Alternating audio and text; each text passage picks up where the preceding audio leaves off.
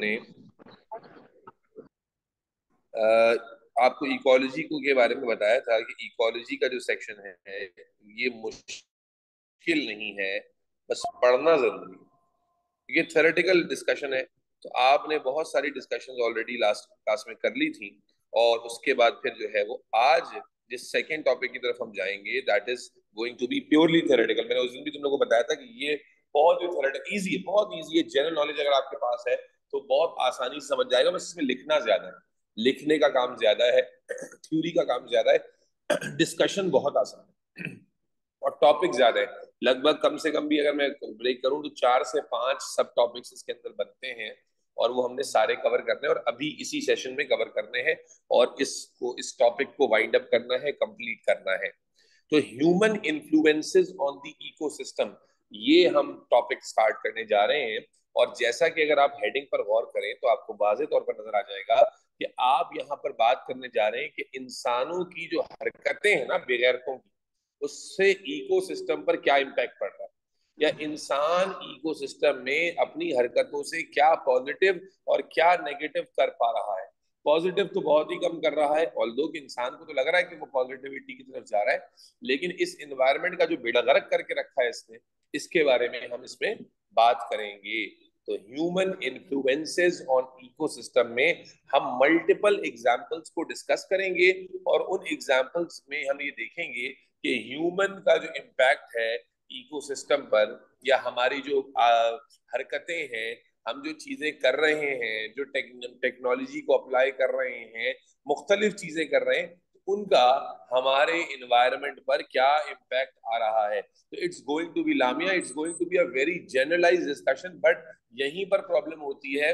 मतलब मैं अगर आपको बताऊं A to बायोलॉजी तक बच्चों को ना वो चैप्टर मुश्किल कम लगते हैं जो ज्यादा कॉम्प्लिकेटेड होते हैं। ये चैप्टर्स रट्टा मारने वाले होते हैं, इसलिए ज्यादा मुश्किल लगते हैं। खासतौर पर अगर इसमें सिर्फ लेक्चर हो जाए तो और मुश्किल लगते हैं। तो इसलिए यहाँ पर राइटिंग की इंफॉर्मेशन जो इम्पोर्टेंस है ना, वो बहुत ज्यादा बढ़ जाती है कि आपने राइटिंग में चीजों को साथ साथ समझा हुआ हो। ठीक है, तो विदाउट फर्दर डू मेरे बच्चे, सबसे पहले बेटा माइक्स का मैं कितनी दफा बोलूं, मेरे ख्याल है मैं माइक थोड़ी देर के लिए सबको म्यूट पे डाल देता हूँ, लेकिन फिर मैं भी म्यूट ना हो जाऊं ना, मुसीबत ये है। अच्छा जी भाई, माइक्स का ध्यान रखें भाई, माइक्स नहीं खोले रिकॉर्डिंग का बेड़ा गर्क होता है। ठीक है, तो human influences on ecosystem, as the name already suggest, कि हम बात करने वाले हैं हमारे हरकतों की जिससे हमने पॉजिटिविटी भी लाई है और नेगेटिविटी भी लाई है। तो मेरे बच्चे, सबसे पहला जो इसमें सब हेडिंग हम कवर करने जा रहे हैं, सबसे पहला टॉपिक जो हम कवर करने जा रहे हैं वो है फूड सप्लाई। देखो, ये बहुत जनरलाइज डिस्कशन होने वाली है। तो फूड सप्लाई के ऊपर जो बात हम शुरू कर रहे हैं इसको अच्छे से समझिएगा बेटा। फूड सप्लाई बच्चों वाली बात है, लेकिन जो पॉइंटर्स आपको मैं दूंगा, दोस पॉइंटर्स आर रियली इंपॉर्टेंट, और वो पॉइंटर्स अगर आपने समझे तो आप अगर सिर्फ डिस्कशन को सुन भी लें तब भी आप आसानी से इंशाल्लाह आंसर कर लेंगे। देखिए जी, क्या ये आप इस बात से एग्री करते हैं कि आज चूंकि हमारी पॉपुलेशन में जो इंक्रीमेंट है वो बहुत तेजी से आ रहा है, ठीक है, और इसी वजह से आप देखते हैं कि दुनिया के बड़े बड़े ममालिक में पॉपुलेशन कंट्रोल ड्राइव चलाई जा रही हैं। क्यों भाई, बच्चे दो ही अच्छे और पता नहीं कम बच्चे खुशहाल घराना, ऐसे कुछ स्लोगन्स आपने सुने होंगे। वो इसलिए ही है क्योंकि इंसानों को ऐसा लगता है कि जो पॉपुलेशन का साइज है वो बहुत तेजी से बढ़ रहा है, जबकि दुनिया तो नहीं बढ़ रही ना, दुनिया का साइज तो वो लिमिटेड ही साइज है। और जाहिर है अल्लाह ताला ने इस दुनिया में जो रिसोर्सेज पैदा की हैं, फूड रिसोर्सेज हो या मिनरल रिसोर्सेज हो या जनाब और कोई वैल्यूएबल रिसोर्स हो, वो एक लिमिटेड क्वांटिटी में है। तो इसलिए अच्छा, फिर दूसरी बात ये कि अगर जो हमने लास्ट क्लास में पढ़ा था कि अगर पॉपुलेशन की ग्रोथ एक्सपोनेंशियली हो रही हो, पॉपुलेशन बहुत तेजी से बढ़ रही हो, तो क्या उस पॉपुलेशन की फूड डिमांड को पूरा करने के हम काबिल रहेंगे? शायद नहीं रहेंगे। अगर पॉपुलेशन बहुत तेजी से बढ़ रही होगी किसी भी और इंसानों की नहीं, किसी भी जगह पर देखो ना, एक जगह इमेजिन करो कि शेर या चीतों की जो पॉपुलेशन है वो बहुत तेजी से बढ़ जाए, तो खुद ब खुद जो इनका प्रे है, जो फॉर एग्जाम्पल डियर है या कोई और प्रे है, उसकी पॉपुलेशन बढ़ेगी कम हो जाएगी? अगर एक तरफ शेर और चीते बढ़ना शुरू हो जाए तो डेयर की पॉपुलेशन बढ़ेगी कम हो जाएगी? What do you think? कम हो जाएगी। कम हो जाएगी। कम हो क्यों कम हो जाएगी। जाएगी? क्योंकि जाहिर है जो फूड के लिए कंपटीशन शुरू हो जाएगा ना भाई। डेयर है 200, शेर हो गए जनाब यानी 400, चीते हो गए 500, तो वो सारे सबने खाना तो है नहीं है, पकड़ के, तो कंपटीशन शुरू हो जाएगा। जब कंपटीशन होता है तो आप वही एवोल्यूशन वाला कॉन्सेप्ट, जब कंपटीशन होता है तो स्ट्रगल शुरू होती है सर्वाइवल के लिए, और फिर इवेंचुअली कुछ बचते हैं और कुछ मरते हैं। तो खुलासा ये कि इंसान तो जाहिर है इस कायनात का विदाउट अ डाउट सबसे इंपॉर्टेंट स्पीशी है। तो इंसान ने इस बात, और अकल भी है इसके पास, तो फूड सप्लाई को जाहिर है उसने अपने लिए मेंटेन करना ही करना है। मेरे बच्चे अपने लिए फूड सप्लाई को मेंटेन करने के लिए उसने क्या किया है, क्या मेजर्स लिए हैं, ठीक है, जिसकी वजह से उसने अपनी फूड सप्लाई, फूड प्रोडक्शन को इंक्रीज किया है। यहां से हम पहला ह्यूमन इन्फ्लुएंसेस ऑन इकोसिस्टम हम देख रहे हैं। आसान डिस्कशन है, सो मत जाना बस, ठीक है जी। तो हम इसको यूं लिख लेते हैं कि ह्यूमंस हैव इंक्रीज्ड, साथ साथ लिखते जाओ बेटा, फूड प्रोडक्शन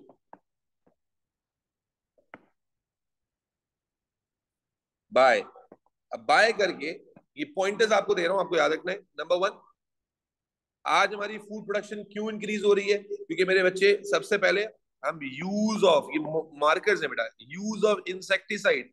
क्या होता है मेरे बच्चे, आपके पुराने पौधे होते थे, वो क्या होते थे भाई जनाब, मर जाते थे, उसमें कीड़ा लग गया, कीड़ा लग गया मर गए, ऑर्गेनिक फार्मिंग हो रही थी, मर गए मर गए, तो बहुत ज्यादा अमाउंट में फसल का नुकसान हो जाता था।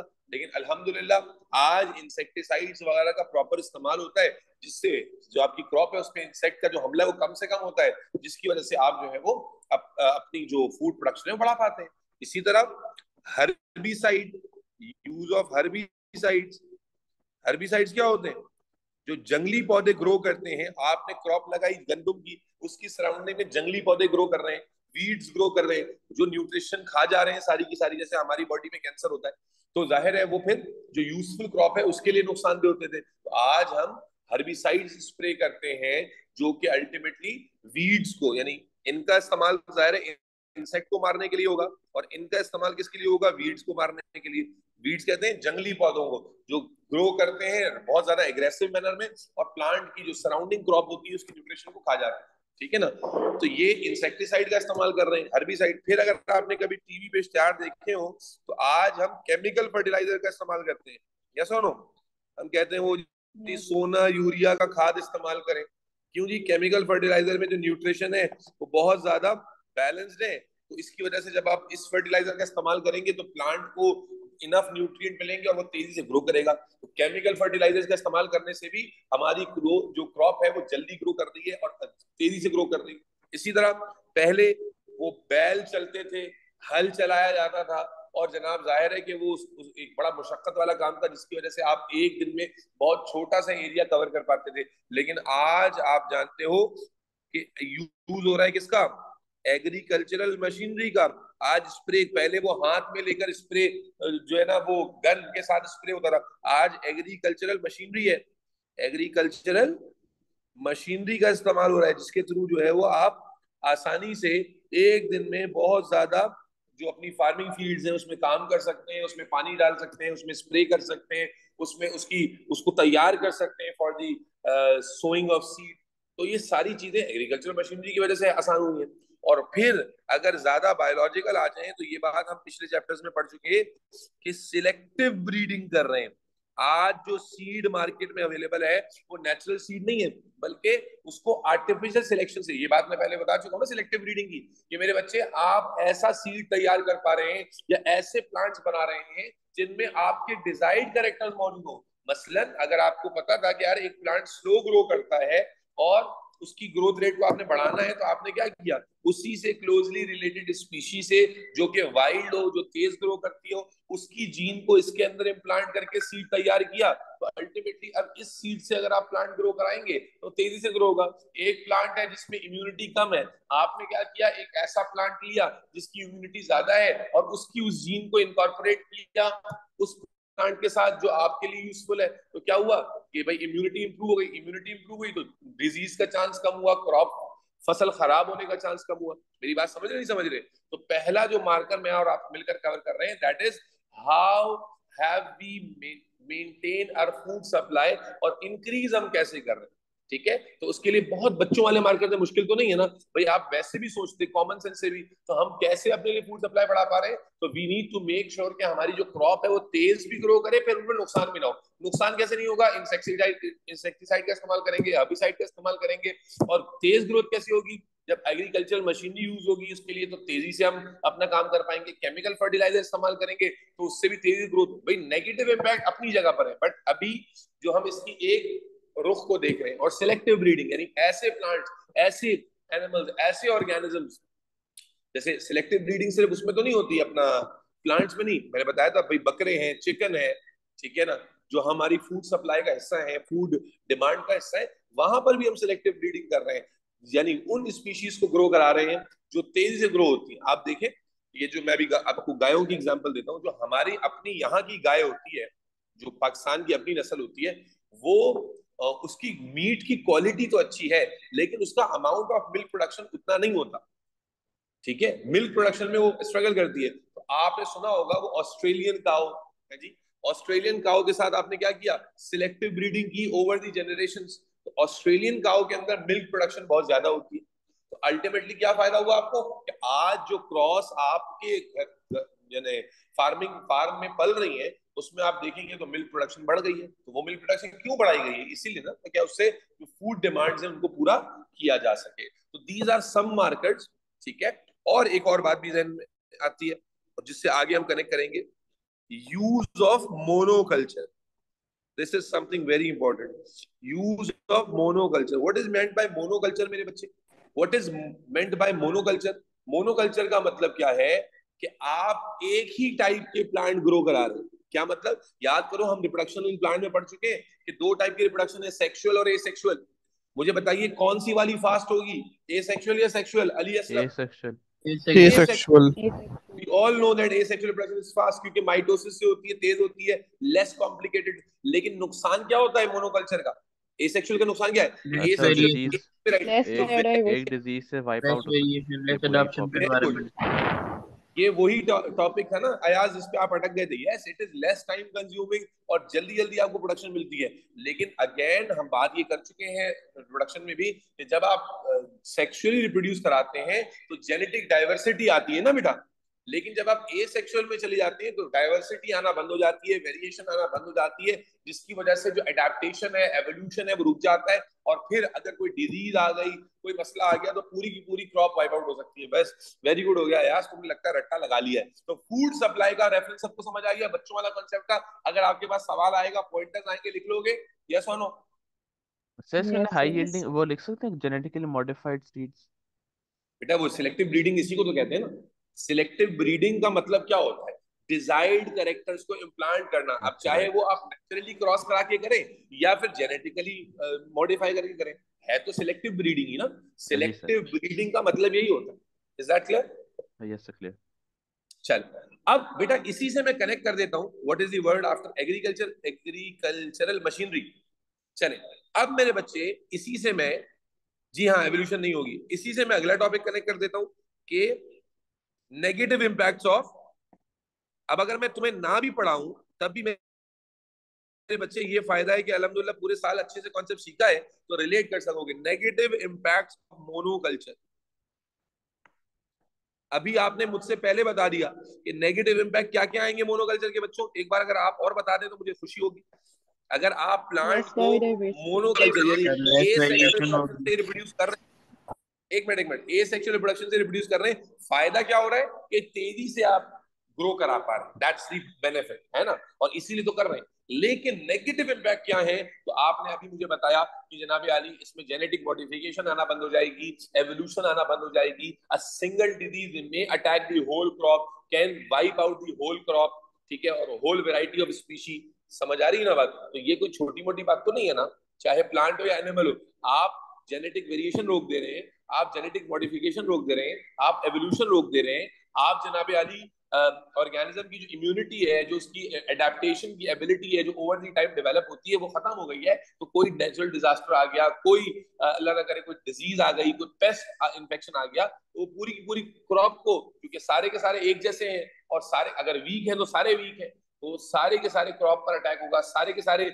आप देखिए ना, मैं आपको बताता हूँ, ये जो आपका अल्लाह भला करे ये जो चिकन फार्मिंग होती है ब्रायलर चिकन की, इसमें भी आप क्या देखते हैं पता है आपको, कि इसमें भी आप ऑल्दो कि सेक्सुअल प्रोडक्शन से ही हो रही है, लेकिन इसके अंदर भी जो ब्रायलर चिकन होती है वो बहुत ही लेस इम्यून होती है। तो आप देखें कभी आप देसी मुर्गी पालें तो वो आराम से पल जाएगी, उसकी इम्यूनिटी ज्यादा होती है, लेकिन ब्रायलर चिकन की जो इम्यूनिटी है वो कम होती है, क्योंकि आप उसे सुपर सुपर ग्रोथ वाले स्टेज में ले जाते हो तो वो ग्रो करने में सारी एनर्जी लगा देती है, तो इसलिए इम्यूनिटी उसकी बिल्कुल ही नहीं होती।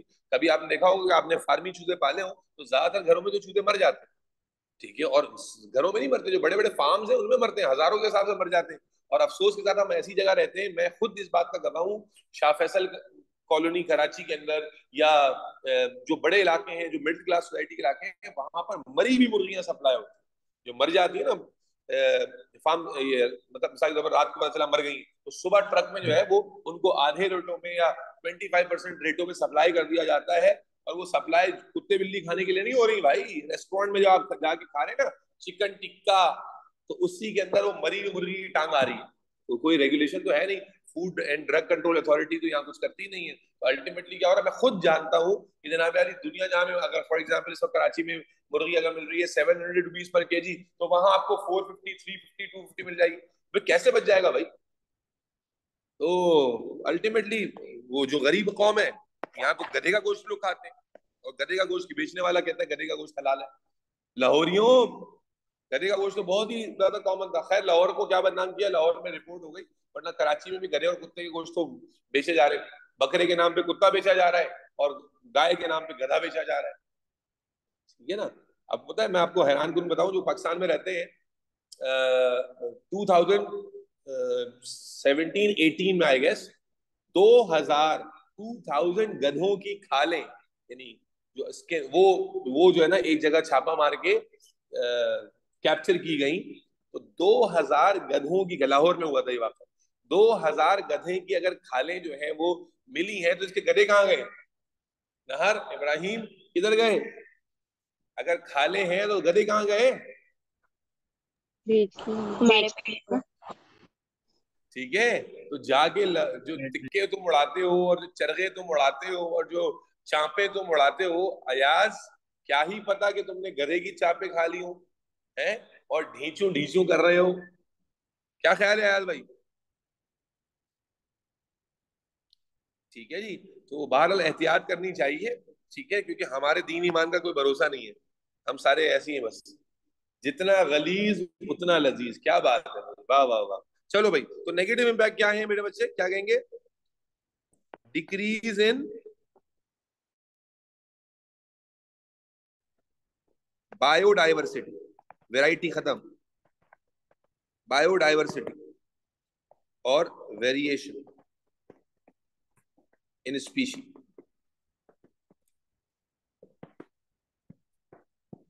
नो एवोल्यूशन और adaptations with respect to changing environment।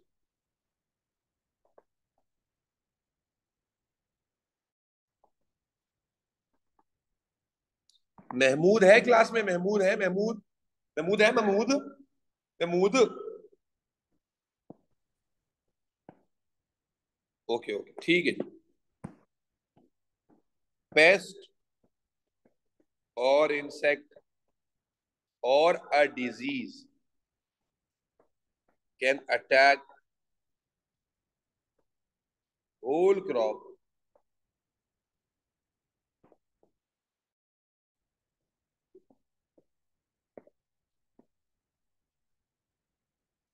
Can wipe them off. Sir sir जी बेटा जोर से बोले। सर, ये मैं पूछ रहा जी था कि सेकंड पॉइंट में अडॉप्शन के बाद क्या लिखा है आपने? जोर से बोलो, आवाज बहुत हल्की आ रही है बेटा, बहुत हल्की आवाज आ सेकंड रही है, not audible. With second respect to. With respect to, with respect to.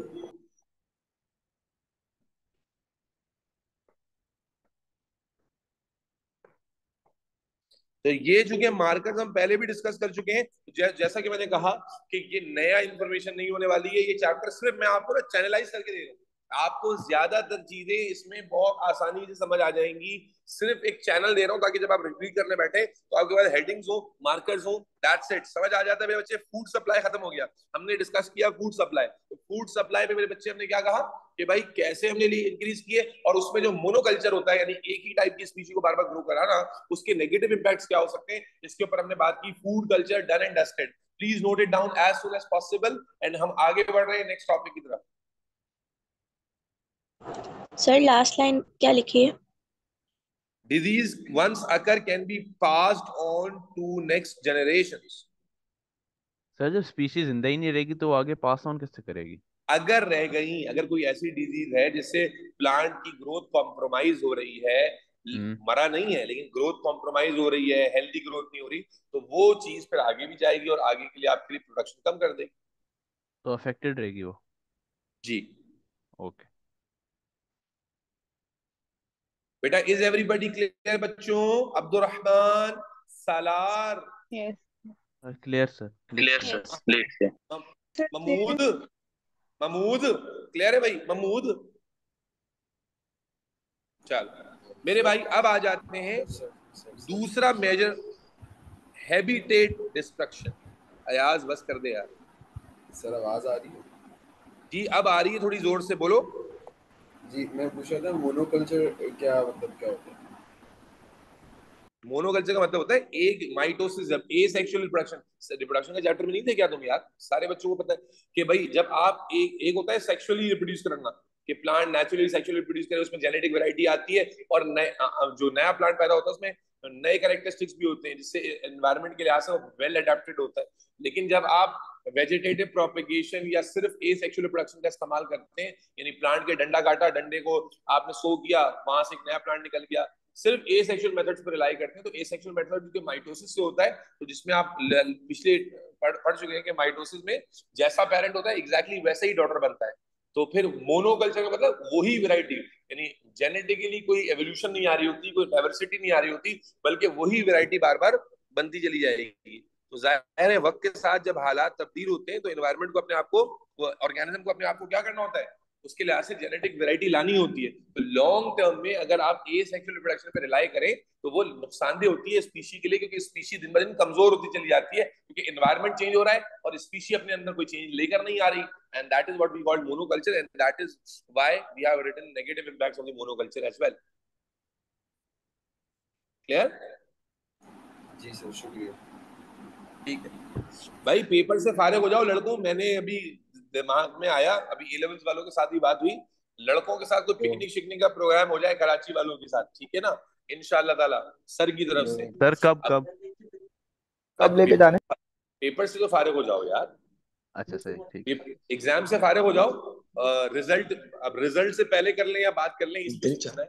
Result से पहले कर लें सर, डिप्रेशन से बचे रहेंगे। बकरा ईद के बाद कर लें सर। मेरे ख्याल है रिजल्ट वाले दिन चल लेते हैं, अगर रिजल्ट जिनका अच्छा आएगा उनको पिकनिक का मजा, वरना स्विमिंग पूल में डुबो देंगे आप।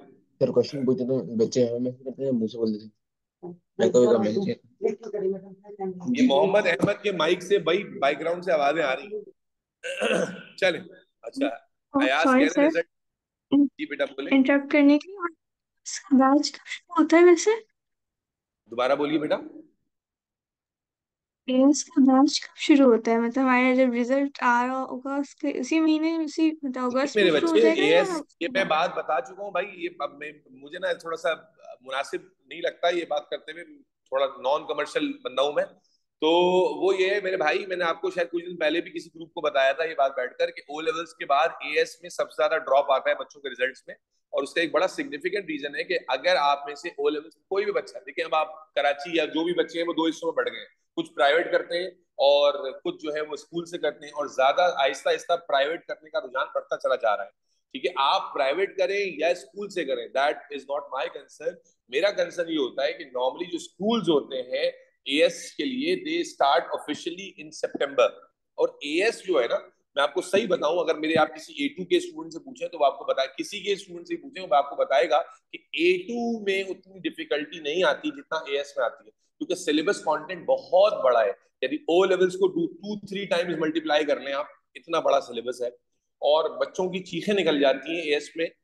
डे वन से अगर आपने नहीं पढ़ा हो, तो इसलिए बहुत ज्यादा जरूरी है कि तमाम बच्चों को ये बात कह रहा हूँ जो कंसर्न है, चाहे आपने कोई भी फील्ड में जाना है, कॉलेज में जाना है कि नहीं जाना, जुलाई से नॉर्मली एएस की क्लासेस स्टार्ट हो जाती हैं और आपका स्कूल स्टार्ट होता है सितंबर से। तो अगर आप सोचे जुलाई अगस्त 2 महीने अगर आप स्कूल के इंतजार में बैठे रहे, तो 2 महीने तो आप वैसे ही पीछे हो जाते हैं। फिर स्कूल स्टार्ट होता है सितंबर में, और हर स्कूल कराची में ए लेवल में प्राइवेट का रुझान इसलिए बढ़ता चला जा रहा है क्योंकि हर स्कूल में अब स्कूलिंग से ज्यादा पार्टी, एक्स्ट्रा करिकुलर्स और बहुत सारी चीजें होती हैं। और मतलब मैं आपको सही बता रहा हूँ कि वो लाइन अप हुआ है। मैं आपको बेस्ट ऑफ दी बेस्ट की एग्जांपल बताता हूँ। केजीएस में मेरे पास बच्चे मौजूद हैं, तो वो अल्टीमेटली केजीएस के बच्चों का भी यही आता है कि वो जनाब ओ लेवल्स तक तो पता नहीं चलता, ए लेवल में आगे क्या है कि सितंबर अक्टूबर नवंबर में सिलेबस बहुत ही स्लो चल रहा है। क्यों जी? अभी पार्टी चल रही है, अभी ये हो रहा है, अभी फलाना हो रहा है, ढमकाना हो रहा है, और सडनली दिसंबर के बाद अब धड़ा धड़ धड़ा धड़ धड़ा धड़ धड़, अब वो होता नहीं, वो लेवल्स की तरह थोड़ी है। तो एएस में बहुत ज्यादा मसला आता है। तो इसलिए आपने स्कूल से करना हो, रेगुलर करना हो, कहीं से भी करना हो, मेरा जाती तौर पर एक नॉन बायस सजेशन है कि आप जो है वो जुलाई मिड से या जुलाई फर्स्ट से या जुलाई 10 से एएस की कहीं पर भी कोई किसी जगह जहां आपको फिजिबल हो वहां आप क्लासेस ज्वाइन करें, अगस्त के एंड तक पढ़ें, और अगस्त के एंड पर भले कॉलेज में अगर आपको लग रहा है इनफ है, कॉलेज में कंटिन्यू कर ले। भाई पैसे बचाना तो चाहिए ना आपको, वो तो मैं अकलमंदी इसी में है, लेकिन टाइम जाया नहीं होना चाहिए। टाइम जाया होना एएस में बहुत ही डेंजरस है। बेटा आप इंटरमीडिएट करना है कि ए लेवल्स करना है, ये एक ऐसी डिस्कशन है जिस पर मेरी पूरी क्लास निकल जाएगी, तो वो फिर मैं बाद में आपको बताऊंगा। सर रिजल्ट से पहले अलग, फिर रिजल्ट के बाद अलग। अबे अयाज खुदा के बंदे चलो रिजल्ट से पहले मैं दे दूंगा, रिजल्ट के बाद अगर अच्छा आ गया तो फिर आप दे दीजिएगा, ऐसे कर लेते हैं, ठीक है ना। चलो बात करते हैं बेटा हैबिटेट डिस्ट्रक्शन की। बेटा हैबिटेट क्या होता है ये बात मैं आपके साथ पहले भी कर चुका हूं। हैबिटेट कहते हैं natural environment of a species, natural environment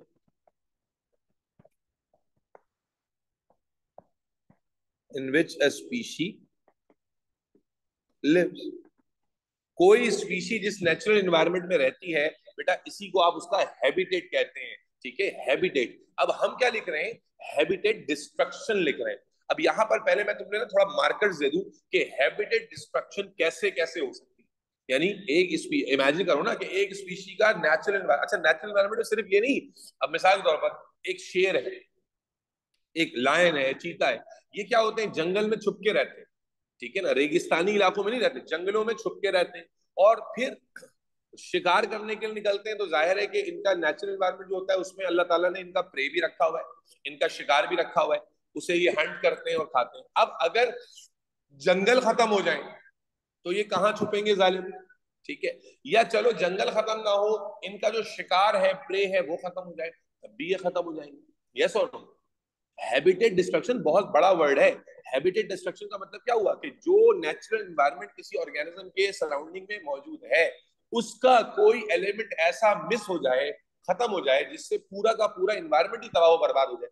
for example एक फूड चेन है, इमेजिन करो कि ऑर्गेनिज्म 1 जो है वो प्लांट पे फीड करता है, ऑर्गेनिज्म 2 ऑर्गेनिज्म 1 पे फीड करता है, ऑर्गेनिज्म 3 ऑर्गेनिज्म 2 पे फीड करता है। मान लीजिए एक फूड चेन है, प्लांट पर फीड कर रहा है ऑर्गेनिज्म 1, फिर ऑर्गेनिज्म 2 ऑर्गेनिज्म 1 पे, और ऑर्गेनिज्म 3 ऑर्गेनिज्म 2 पे फीड कर रहा है। तो मेरे बच्चे अगर इस फूड चेन में से मान लीजिए कि ऑर्गेनिज्म 2 मिस हो जाए, ऑर्गेनिज्म 2 मिस हो जाए, तो ऑर्गेनिज्म 3 बचेगा या मर जाएगा?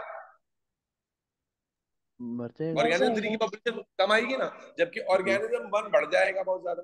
तो खुलासा ये कि habitat destruction can be of lot of ways, can occur in lot of ways. तो मैं पहले आपके सामने इसकी तरीकेकार लिख देता हूं कि हैबिटेट, फिर एक एक को मैं जरा आपके सामने थोड़ा सा डिस्कस करना चाह रहा हूं, ठीक है जी। तो आए जरा सुनते हैं, समझते हैं कि हैबिटेट डिस्ट्रक्शन कैसे कैसे हो सकती है। सबसे पहले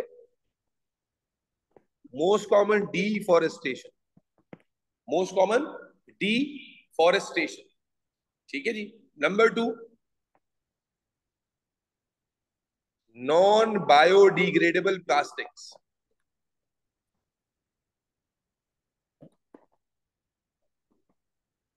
नंबर 3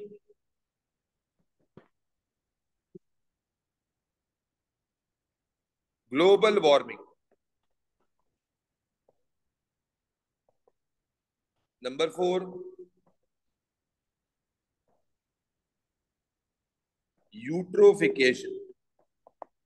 नंबर 5, एसिड रेन। ठीक है जी, एसिड रेन। बेटा मिनिमम मिनिमम ये जो है ना, वो हैबिटेट को अकेले भी और मिलकर भी ये हैबिटेट को डिस्ट्रॉय कर सकते हैं। और इस चैप्टर की अच्छी खासी डिस्कशन है, तो आए जरा इसको एक एक करके शुरू करते हैं। कुछ ओवरलैप भी होंगे कॉन्सेप्ट, तो परेशान होने की जरूरत नहीं है, असल आपको आइडिया समझना है।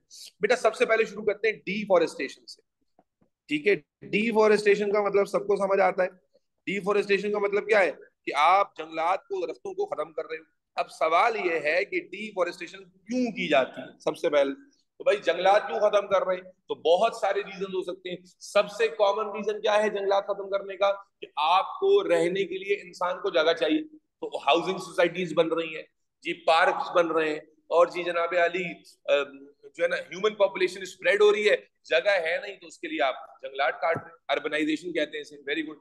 इसी तरह आपको शहर से दूर कहीं पर क्या लगानी है, इंडस्ट्री लगानी है, जगह नहीं है, तो जगह नहीं है तो आप क्या कर रहे हैं, वहां पर जंगलात काट रहे हैं। इसी तरह अल्लाह वाला करे आपको लकड़ी चाहिए, आप जानते हैं लकड़ी का जो इस्तेमाल है वो बहुत सारी चीजों के अंदर होता है, ठीक है ना, फर्नीचर में होता है और बहुत सारी चीजों में होता है। तो आप क्या है जी, आपकी वो वाली इंडस्ट्री, चूंकि वुड इंडस्ट्री ग्रो कर रही है, तो कहां से काट रहे हैं, तो दरख्त काटते जा रहे हैं। भाई काटना गलत नहीं है, लेकिन जिस रफ्तार से आप काट रहे हैं वो कम होनी चाहिए, और जिस रफ्तार से आप फॉरेस्टेशन कर रहे हैं वो ज्यादा होनी चाहिए। डू यू अग्री, यस और नो? Yes sir.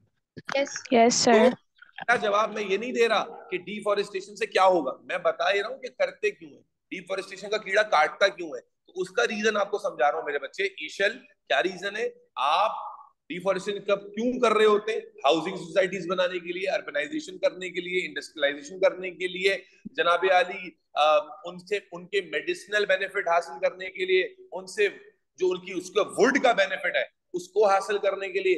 ठीक है, ओवर जो है ना आप डिफॉरेस्टेशन की तरफ जा रहे हैं। और बाज दफा सिर्फ ये नहीं, बल्कि बहुत ज्यादा नेचुरल कोई डिजास्टर आया, कोई कोई बहुत ज्यादा बड़ा अर्थक्वेक आ गया, या बहुत ज्यादा स्ट्रॉन्ग फ्लड आ गया, तो उसमें भी वो भी जो है वो डिफॉरेस्टेशन का सबब बनता है। तो डिफॉरेस्टेशन का पहले हम कॉजेज लिख लेते हैं कि डिफॉरेस्टेशन के मल्टीपल कॉजेज हैं। एग्जाम में यकीन करो सॉलिड मार्क के क्वेश्चन हैं। क्या क्या कॉज हमने कहा, अर्बनाइजेशन, कमर्शियल इंडस्ट्रियलाइजेशन।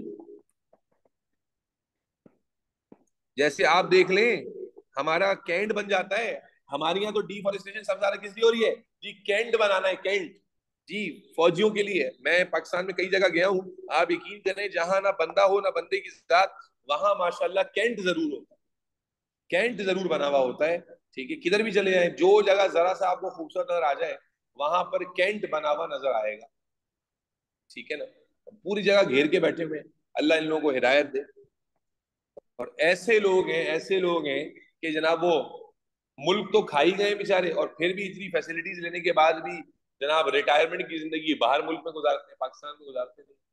और इन्हीं में जो लोअर तबका है बेचारा, जो इन्हीं के लोअर ग्रेड्स पे आता है, उनको रगड़ते रहते हैं बेचारे। सर काला डाला आ जाएगा, हाँ यार आ तो सकता है वैसे, ठीक है ना। तो अर्बनाइजेशन है, इंडिया सारे पैसे सब लगे चलो, अर्बनाइजेशन है, कमर्शियल इंडस्ट्रियलाइजेशन है, ठीक है, अर्थक्वेक है, फ्लडिंग है,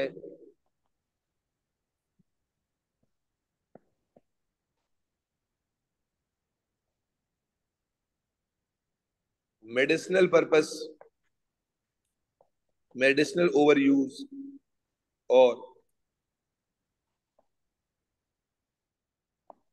वुड ओवर यूज करने के लिए। ठीक है, तो अब अलग अलग थोड़ी एग्जांपल देंगे यार, छोड़ो मेरे बच्चे, ये तो हो गए कॉजेज। ठीक है, अब डिफॉरेस्टेशन से असल जो सवाल है वो ये कि इससे होगा क्या। तो मेरे बच्चे इससे बहुत कुछ होगा, मैं एक एक करके आपको बताता हूँ। ठीक है, इम्पैक्ट क्या होता है जब आप जंगलात काटते हैं। आपको तो लग रहा है, वो कहते हैं ना, बड़ा अच्छा जुमला मैंने कहीं पढ़ा कि हर शख्स को गर्मियों में दरख्त के साए में गाड़ी खड़ी करना जो है वो क्या शौक है, लेकिन दरख्त लगाने का शौक किसी को भी नहीं है जी। तो इम्पैक्ट क्या आता है बेटा? सबसे पहले आप जानते हैं, आप पिछली क्लास में कार्बन साइकिल पढ़कर गए हो बेटा। कार्बन कंटेंट को रिड्यूस करने का वाहिद तरीका क्या है लामिया? कार्बन कंटेंट को हवा से रिड्यूस करने का वाहिद तरीका क्या है? बोलो। प्लांट्स। तो अगर आप दरख्त काटना शुरू कर दोगे तो कार्बन डाइऑक्साइड को एब्सॉर्ब बैक करने का एक सिंगल रास्ता आपने बंद कर दिया, जिससे क्या होगा मेरे बच्चे? इम्पैक्ट नंबर 1 क्या आएगा? क्या? Rise in the level of carbon dioxide शुरू हो जाएगा। लेवल्स। और जब राइज लेवल होगा तो अल्टीमेटली आपको पता है ये कौन सी गैस होती है?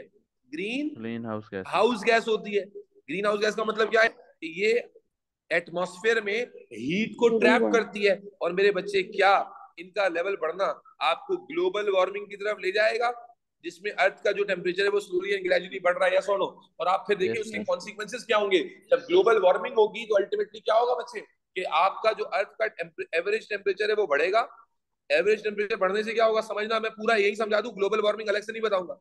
जब ग्लोबल वार्मिंग का इंपैक्ट क्या होता है, जब कार्बन डाइऑक्साइड या दूसरी ग्रीन हाउस गैस कौन सी होती है? मीथेन। कार्बन डाइऑक्साइड गैस या मीथेन गैस, इनका लेवल एटमॉस्फेयर में बढ़ना शुरू हो जाए तो इनमें ग्रीन हाउस इफेक्ट होता है, यानी they can trap heat energy in the atmosphere which gradually cause rise in earth's temperature, and this is what we call global warming. What will be the consequence of global warming?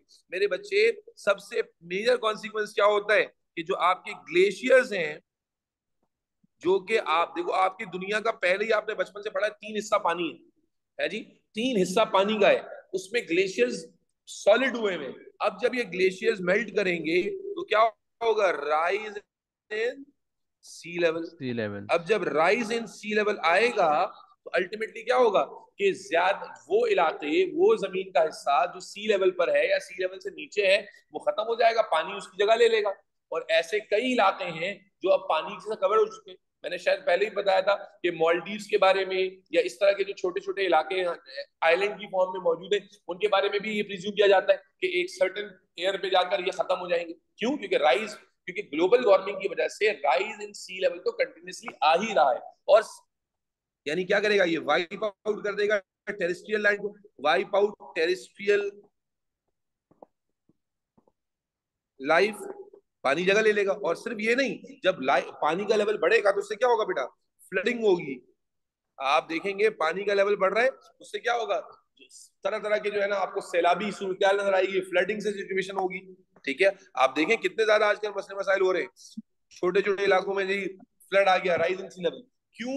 एक तरफ तो पानी बढ़ रहा है, दूसरा बेटा आप देखिए सीजन भी चेंज हो जाता है। कैसे सीजन चेंज हो जाता है? जब गर्मी ज्यादा होती है तो जब समर का सीजन आया तो बाहर से यानी सन से आने वाली हीट भी ज्यादा हो गई और आपके अर्थ में ट्रैप होने वाली हीट भी ज्यादा हो गई। तो उससे जो आपके समंदर का पानी है, रिवर्स का पानी है, पॉन्ड्स का पानी है, तो अल्टीमेटली क्या होगा? वो सारा जल्दी इवेपोरेट होगा। जब जल्दी इवेपोरेट होगा तो जल्दी बादलों में कन्वर्ट होगा, क्लाउड्स में कन्वर्ट होगा। और क्या होगा कि जिन सीजन्स में बारिश नहीं होनी थी उन सीजन में भी बारिश होने लग जाएगी। ठीक है जी। अब बारिश हो रही है तो आप कह सर बारिश से क्या मसला है? तो भाई बारिश से मसला ये है ना कि कराची आपने देखा है, पाकिस्तान आपने देखा ही है कि जो बेचारे नशेबी इलाके हैं जो सी लेवल से नीचे हैं, जब बेतहाशा बारिश हो रही है तो पानी उनके ऊपर गिर रहा है। और पूरे पूरे आप पाकिस्तान में तो अभी ये अभी एक नॉर्म बन गया है पिछले 3-4 सालों से कि जब तेज बारिश होती है तो आप देखें कि सिंध के जो इलाके हैं, पंजाब, साउदर्न पंजाब के जो इलाके हैं, पूरे पूरे 300, 400 गांव तबाह बर्बाद हो जाते हैं। अभी आप दुबई के, चलो दुबई तो यार एक बहुत डेवलप पार्ट है ना यार, वो मतलब वो डील कर लेंगे, नुकसान तो बहुत हो गया वहां पर भी, लेकिन बहरहाल वो डील कर लेंगे। लेकिन आप जहां पर रोटी कपड़ा मकान जो है ना लोग स्ट्रगल कर रहे हैं, वहां पर अगर पानी घुस जाए, आप देखें पिछले सालों में याद है ना सैलाब आया था, कितनी वेलफेयर कैंपेन्स हो रही थी, पूरे पूरे गांव तबाह बर्बाद हो गए थे। क्यों जी? बारिश ओवर रेन हो गई। तो ये सब इम्पैक्ट्स हैं ग्लोबल वार्मिंग के, जो कि हमने अपने लिए खुद क्रिएट किए। Is that clear? तो मेरे बच्चे क्या होता है कि ग्लोबल वार्मिंग जो जब आपके पास डिफॉरेस्टेशन होगी तो उससे ये इनडायरेक्टली लिंक करेगा ग्लोबल वार्मिंग की तरफ। इज दैट क्लियर बच्चों? यस बेहतरीन हो गया। ठीक है। अच्छा, सिर्फ ग्लोबल वार्मिंग एक इम्पैक्ट नहीं है मेरे बच्चे, एक सेकेंड इम्पैक्ट क्या है? वो है सॉइल इरोजन। सॉइल इरोजन का क्या मतलब होता है मेरे बच्चे? मेरे बच्चे आप जानते हैं अल्लाह ताला ने अल्लाह ताला ने जो प्लांट की सॉइल रखी है, रूट्स को उसमें जो रूट्स जो होती है प्लांट की, वो सॉइल में से न्यूट्रिएंट्स को एब्जॉर्ब करती रहती है और एब्जॉर्ब करके उसे यूजफुल फॉर्म में कन्वर्ट करती है, जो तमाम एनिमल्स के लिए फायदेमंद है। जब आप दरख्त हटा देते और फिर पानी आया या फ्लड आ गया, बारिशें हो गई, तो क्या होता है, जब दरख्त आपने काट दिए, रूट्स वहां है नहीं to absorb that water, to absorb those minerals जो सॉइल में मौजूद है। तो मेरे बच्चे क्या होता है, वो जो मिनरल सॉइल मौजूद होते हैं ना, वो पानी के साथ वाइप आउट होते चले जाते हैं, पानी के साथ बहते चले जाते हैं और बहकर इवेंचुअली जाकर किसी रिवर में गिरते हैं, किसी ओशन में गिरते हैं, जिससे सॉइल में न्यूट्रिशन के कंटेंट कम उतर गया। तो कल को अगर आप यहाँ पर कोई फॉरेस्टेशन करना चाहेंगे तो सॉइल जो है उसमें न्यूट्रिशनल कॉम्प्रोमाइज होगा, क्योंकि जब इतने अरसे तक दरख्त वहां पर नहीं था तो जो बारिशें होती रही, जो सैलाब आते रहे, उन्होंने इसमें से जो मिनरल्स थे उनको फ्लो करा करा के यहाँ से खाली कर दिया। तो आज के यहाँ का सॉइल है वो लेस न्यूट्रिएंट वाली सॉइल है। प्लस ये पानी जाके कहाँ गिरता है, ये पानी जाके गिरता है, सॉरी, ये जो पानी अपने साथ मिनरल्स को लेकर जा रहा है, ये पानी जाके कहाँ गिरेगा, किसी पॉन्ड में गिरेगा, किसी लेक में गिरेगा, किसी रिवर में गिरेगा, किसी ओशन में गिरेगा, तो अल्टीमेटली वहां की जिंदगी को इफेक्ट करेगा। बेटा बहुत इंपॉर्टेंट है, वहां की जिंदगी कैसे इंपैक्ट करेगा मेरे बच्चे। सबसे पहले तो वहां का पानी गंदा हो जाएगा। और याद करो, फास्ट पेपर कराते हुए मैंने तुम लोगों को यूट्रोफिकेशन पढ़ाई थी, फास्ट पेपर कराते हुए। जो बच्चे उसमें नहीं थे उनको दोबारा याद दिला देता हूँ। मेरे बच्चे, क्या होगा जब सॉइल इरोजन होता है, सॉइल इरोजन का मतलब क्या है कि जब आपका डिफॉरेस्टेशन आपने की तो वाटर ऑफ रेन और floods keep wiping minerals and nutrients of soil. This make soil, this decrease. मुश्किल तो नहीं लग रहा ना बेटा, बात समझ आ रही है ना? Soil fertility. यस। अब वो पानी कहाँ जाएगा, सॉइल इरोजन तो हो गई, अब वो पानी कहाँ जाएगा, ठीक है, वो भी समझ लीजिए। तो हमने अभी आपको बताया, अच्छा बल्कि उससे पहले वो पानी कहाँ जाएगा उससे पहले एक और बात समझ लीजिए कि जब आप दरख्त काटते हैं, सॉइल इरोजन समझ आएगी। सॉइल इरोजन का मतलब क्या है कि सॉइल के जो न्यूट्रिएंट्स हैं वो डिग्रीज होने शुरू हो जाएंगे, क्योंकि ज्यादातर न्यूट्रिएंट्स जो है वो तो दरख्त में जो रूट्स होती हैं वो एब्जॉर्ब करते हैं और वो रिटेन करके रखते हैं सॉइल में। लेकिन यहाँ पर क्या होगा कि वो पानी के साथ बहते चले जाएंगे और फिर डिफॉरेस्टेशन की वजह से बेटा फ्लडिंग का चांस भी बढ़ता है। क्यों फ्लडिंग का चांस बढ़ता है? नॉर्मली बारिश हुई, फ्लड नहीं आ रहा, लेकिन अगर एक दरख्त नहीं है कहीं पर तो फ्लडिंग का चांस क्यों बढ़ जाएगा? क्योंकि मेरे बच्चे, जब नॉर्मली बारिश होती है या हल्का फुल्का का सैलाब आता है तो वो क्या होता है, ज्यादातर 75% ऑफ द वाटर जो रेन में गिरता है जमीन पर, it is absorb by root and then root से वो लीफ में पहुंचता है और इवेपोरेट होता है ट्रांसपिरेशन की फॉर्म में। तो आप सोचो 75% ऑफ द वाटर, अगर कहीं, क्योंकि वैसे भी जो दरख्त जहां होते हैं वहां बारिशें ज्यादा होती है ट्रॉपिकल रेन फॉरेस्ट में, तो इतना ज्यादा 75% of the water is absorb by the root system and then later on evaporated. तो अगर आपने दरख्त ही काट दिए तो ये पानी रुकेगा, एब्सॉर्ब होगा नहीं होगा? जब ये पानी एब्सॉर्ब नहीं होगा तो फिर फ्लड की शक्ल इख्तियार कर लेगा ना, यस और नो? यस। Yes sir.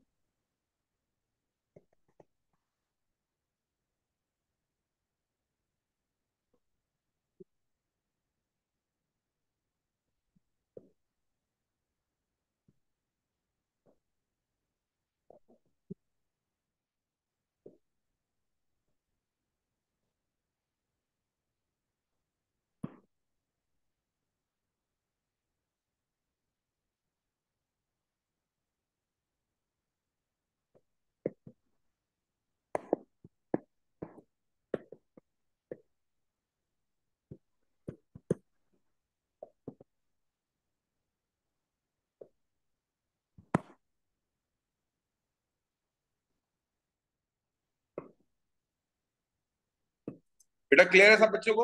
अब इससे अगला एस्पेक्ट कनेक्ट कर लेते हैं आयास, कि हमने कहा फ्लडिंग तो हो रही है, दरख्त काट दी है, फ्लडिंग हो रही है, ग्लोबल वार्मिंग हो रही है। अब ये पानी, ये जो सॉइल इरोजन हो रही है, पानी अपने साथ सारी न्यूट्रिशन को कहाँ ले जा रहा है बहाकर?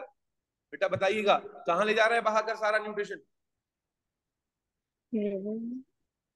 सारा रिवर में पॉन्ड में जा रहा है। और अब Ocean में। यहाँ पर आ जाता है फिनोमिना ऑफ क्या, यूट्रोफिकेशन। अब जिस फिनोमिना की तरफ बात करेंगे, ये मैं सर। पहले भी पास वाली क्लास में आप लोगों को सर समझा चुका हूँ। जी बेटा बोलिए। सर वो लास्ट में दिखा दीजिएगा प्लीज। जल्दी से कर लो बेटा, जल्दी से कर लो, और माइक बंद करो। किसके माइक में डिस्टर्बेंस? मरिया, बात समझ आ रही है? अरीज, अरे मेरी बच्ची अरीज। सर जी बेटा बोलो। समझ नहीं आया, क्या क्या लिखा हुआ है? And evaporates from leaf, deforestation increase chance of flooding.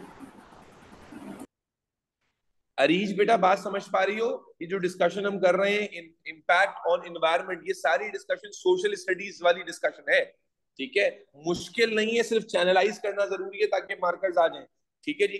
अब फ्लडिंग समझा दे। अरे फ्लडिंग अभी तो बताई मैंने, दोबारा बता देता हूँ। मैंने क्या कहा मेरे बच्चे, कि डिफॉरेस्टेशन में ही सारा कुछ मैं कनेक्ट करने की कोशिश कर रहा हूँ। ठीक है, वैसे ही अलग से ही पूछा जा सकता है। तो भाई डिफॉरेस्टेशन से फ्लडिंग का चांस कैसे बढ़ता है? कि देखो, जब आपकी नॉर्मल बारिशें होती हैं तो उसमें जो पानी जमीन पे गिरता है, 75% of that water is primarily absorb by the root system of the plants. सही है। अब खुद लिंक कर लो, कॉमन सेंस लगाओ। अगर आपके पास दरख्त है ही नहीं तो जब बारिश होगी तो पानी कौन एब्सॉर्ब करेगा? जब कोई पानी एब्सॉर्ब करने वाला नहीं होगा तो वो पानी क्या होगा? वो सैलाब की सूरत इख्तियार कर जाएगा। यस और नो? अयाज अली, ठीक है बेटा, सबको क्लियर है बेटा? तो अब मैं चल रहा हूं, अब उसको आगे कनेक्ट करते हैं, जो मैं ये पहले भी पढ़ा चुका हूँ, यूट्रोफिकेशन का फिनोमेना पास पेपर कराते हुए। ठीक है जी। कि क्या होता है मेरे बच्चे, कि जब सॉइल में से न्यूट्रिएंट्स निकल निकल के बारिशों के साथ फ्लड्स की वजह से रिवर्स में जाके गिर रहे हैं, तो मेरे बच्चे ये पूरा एक सीक्वेंस ऑफ इवेंट है जिससे पूरा एक्वेटिक एनवायरनमेंट तबाह हो जाता है। एक्वेटिक एनवायरनमेंट, पानी का जो पूरा का पूरा एनवायरनमेंट है वो तबाह बर्बाद हो जाता है। आए इसको समझते हैं। ठीक है जी। पहले भी मैंने शायद इसको समझाने के लिए डायग्राम का इस्तेमाल किया था, अभी फिर से डायग्राम समझा देता हूँ। ठीक है, ये फिनोमिना ज्यादा इंपॉर्टेंट है कि लिखने के लिए आ जाए, क्योंकि इसमें आपके पास इनफ पॉइंट होते हैं लिखने के लिए। ठीक है, और अक्सर बच्चे सीक्वेंस में मिस्टेक करते हैं। मान लीजिए ये पानी है, मैं दोबारा जिक्र कर रहा हूं ताकि पास पेपर सेशन वाला अगर कोई नहीं था तो उसको याद आ जाए। जब पानी में क्या होता है बेटा, प्लांट्स होते हैं, एक्वेटिक प्लांट्स, एक्वेटिक प्लांट्स होते हैं। सही है ना? इसके अलावा पानी में एल्गे होते हैं, एल्गी, जो सरफेस पे ग्रो करते हैं। अब ये दोनों आप जानते हैं फोटोसिंथेसिस करते हैं, और फोटोसिंथेसिस करने की वजह से they are the source of releasing oxygen in water. पानी में जो ऑक्सीजन रिलीज हो रही है ना, ये कहां से रिलीज हो रही है? एल्गाए और जो आपके पास वो है प्लांट से, इनसे रिलीज हो रही है। अच्छा, एल्गाए तो चूंकि सरफेस पे ग्रो करते हैं तो इनकी ऑक्सीजन ज्यादातर ऊपर चली जाती है, लेकिन प्लांट चूंकि एक्वेटिक अंदर होते हैं तो इनकी ऑक्सीजन यहीं ट्रैप रहती है। तो मेजर सोर्स जो पानी के अंदर ऑक्सीजन का है वो प्लांट है। ठीक हो गया? और ये जो ऑक्सीजन प्रोड्यूस करते हैं, that oxygen is used by fishes, animals use करते हैं इसको। बात समझ नहीं समझ रहे कि ये जो ऑक्सीजन है ये इस्तेमाल करते हैं। ठीक है, अब समझो बेटा हो क्या रहा है। होता ही है यूट्रिफिकेशन में कि जब रिवर्स में आकर लार्ज क्वांटिटीज ऑफ न्यूट्रिएंट्स, जो फर्टिलाइजर के न्यूट्रिएंट थे, जो सॉइल के न्यूट्रिएंट थे, वो आके गिर रहे हैं। ठीक है ना? फर्टिलाइजर वॉश आउट होकर, ये फर्टिलाइजर में आप जानते हैं नाइट्रोजन नाइट्रेट्स वगैरह सब मौजूद होते हैं। तो जब ये फर्टिलाइजर बारिश के बाद यहाँ पर आकर गिर रहे हैं तो अचानक से क्या हुआ कि पानी में प्लांट या एल्गी के ग्रो करने के लिए जो न्यूट्रिशन थी वो बहुत ज्यादा हो गई, क्योंकि plant use this nutrition. Algae भी फोटोसिंथेटिक है तो वो भी न्यूट्रिशन को इस्तेमाल करता है। तो मेरे बच्चे क्या होता है कि एल्गी क्योंकि सरफेस पर होता है, टॉप पर होता है, और कुछ एक्वेटिक प्लांट्स भी, तो मेरे बच्चे जब इनको इतनी ज्यादा न्यूट्रिशन मिलती है तो they start rapidly growing, they show rapid growth. और जब ये रैपिड ग्रोथ शो करेंगे तो व्हाट हैपेंस अरीज, के they grow on the surface, खासतौर पे algae grow rapidly on the surface. और जब ये रैपिडली सरफेस पे ग्रो करता है तो पूरी की पूरी सरफेस पर एक लेयर बना लेता है। इस लेयर से प्रॉब्लम ये होता है कि फोटोसिंथेसिस करने के लिए आपको पता है लाइट चाहिए होती है, लेकिन जब एल्गी यहाँ पर ग्रो कर जाता है तो मेरे बच्चे होता ही है, या सम एक्वेटिक प्लांट्स पूरे सरफेस को अगर कवर कर लेते हैं तो बेटा क्या होगा, लाइट ब्लॉक हो जाएगी। जब लाइट ब्लॉक हो जाएगी तो मुझे बताओ क्या अब इनमें फोटोसिंथेसिस हो पाएगी? बोलो बेटा, क्या ये प्लांट बगैर लाइट के फोटोसिंथेसिस कर पाएंगे? नहीं कर पाएंगे। जब फोटोसिंथेसिस नहीं हो पाएगी तो क्या ये ऑक्सीजन बना पाएंगे? बोलो बेटा, नहीं बना नहीं। पाएंगे। ठीक है, जब ऑक्सीजन नहीं बना पाएंगे तो क्या ये फिशेस या जो एक्वेटिक ऑर्गेनिज्म उनको ऑक्सीजन मिलेगी? नहीं मिलेगी। तो मेरे भाई, ना ये जिंदा बचेंगे, ये भी मरना शुरू हो जाएंगे। ना ये जिंदा, ये क्यों मर रहे हैं? क्योंकि ये फोटोसिंथेसिस नहीं कर पा रहे, अपनी न्यूट्रिशन नहीं बना पा रहे, डेड होना शुरू हो जाएंगे। ये जो एनिमल्स हैं उनको ऑक्सीजन नहीं मिल रही तो वो भी डेड होना शुरू हो जाएंगे। बात समझ आ रही है बात? और फिर जब आपको मालूम है ऑर्गेनिज्म, कोई किसी ऑर्गेनिज्म की डेथ होती है तो उस पर जो डीकम्पोजर्स होते हैं, डीकम्पोजर्स, वो उनको ब्रेक डाउन करते हैं, और डीकम्पोजर इनको ब्रेक डाउन करने के लिए भी ऑक्सीजन का यूज करते हैं। तो जो रही सही ऑक्सीजन पानी में होगी वो डीकम्पोजर्स, क्योंकि इतने सारे ऑर्गेनिज्म मर रहे हैं, डेथ हो रही है, तो डीकम्पोजर्स क्या करेंगे?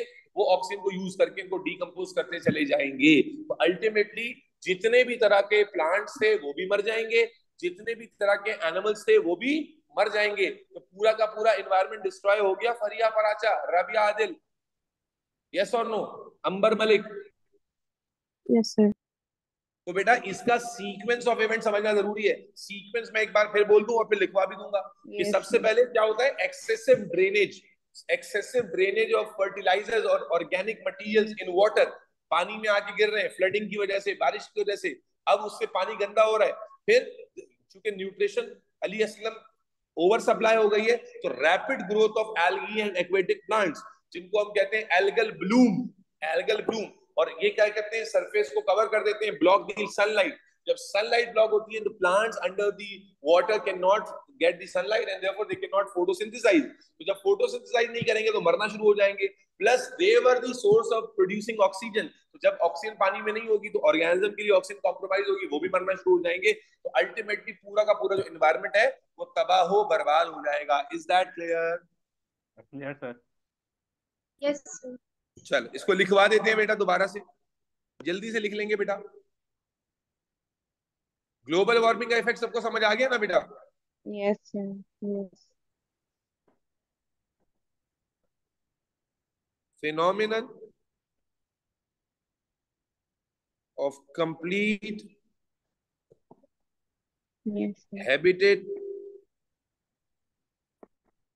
destruction of aquatic life due to excessive supply of nutrients is called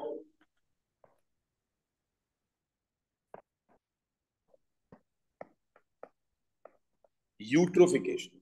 अब इसका प्रोसेस लिखवा देते हैं बेटा, ये आता है 4-5 नंबर में आराम से। Fertilizers are drained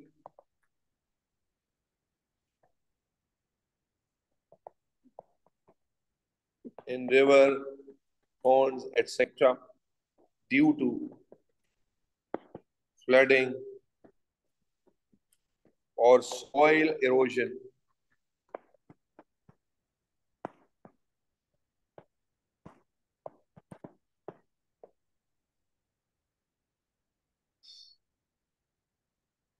Aquatic plants and algae use these nutrients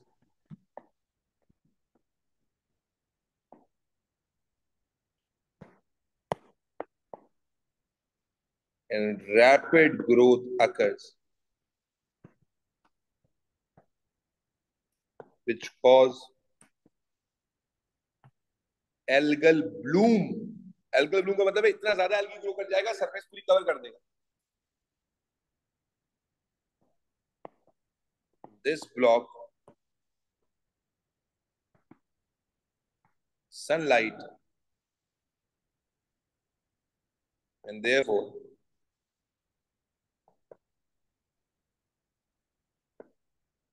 plants underneath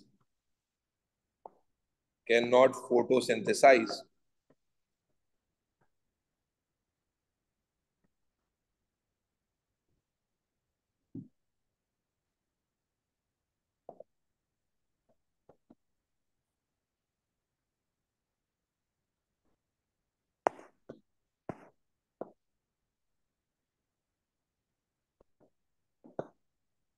this decrease oxygen concentration in water,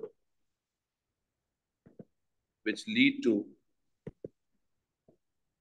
death of plants and aquatic animals.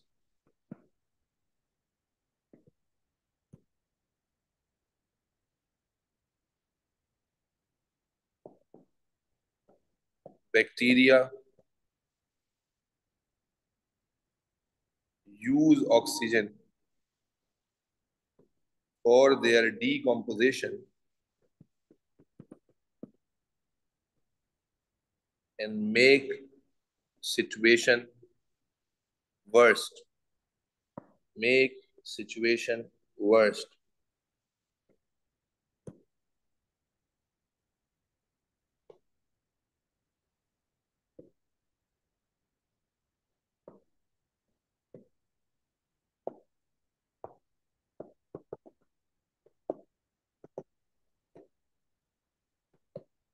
Is that clear, everybody?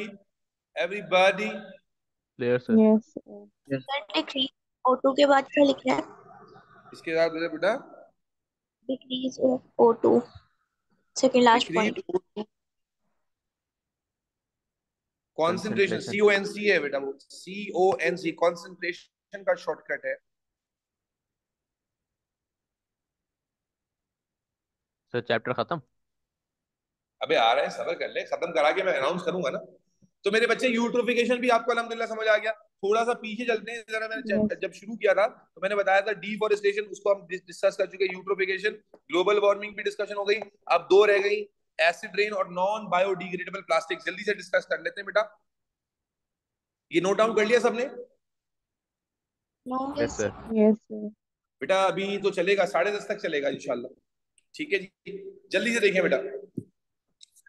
अब आ जाए नॉन बायोडिग्रेडेबल प्लास्टिक पर। ये तो आसान है बच्चों का।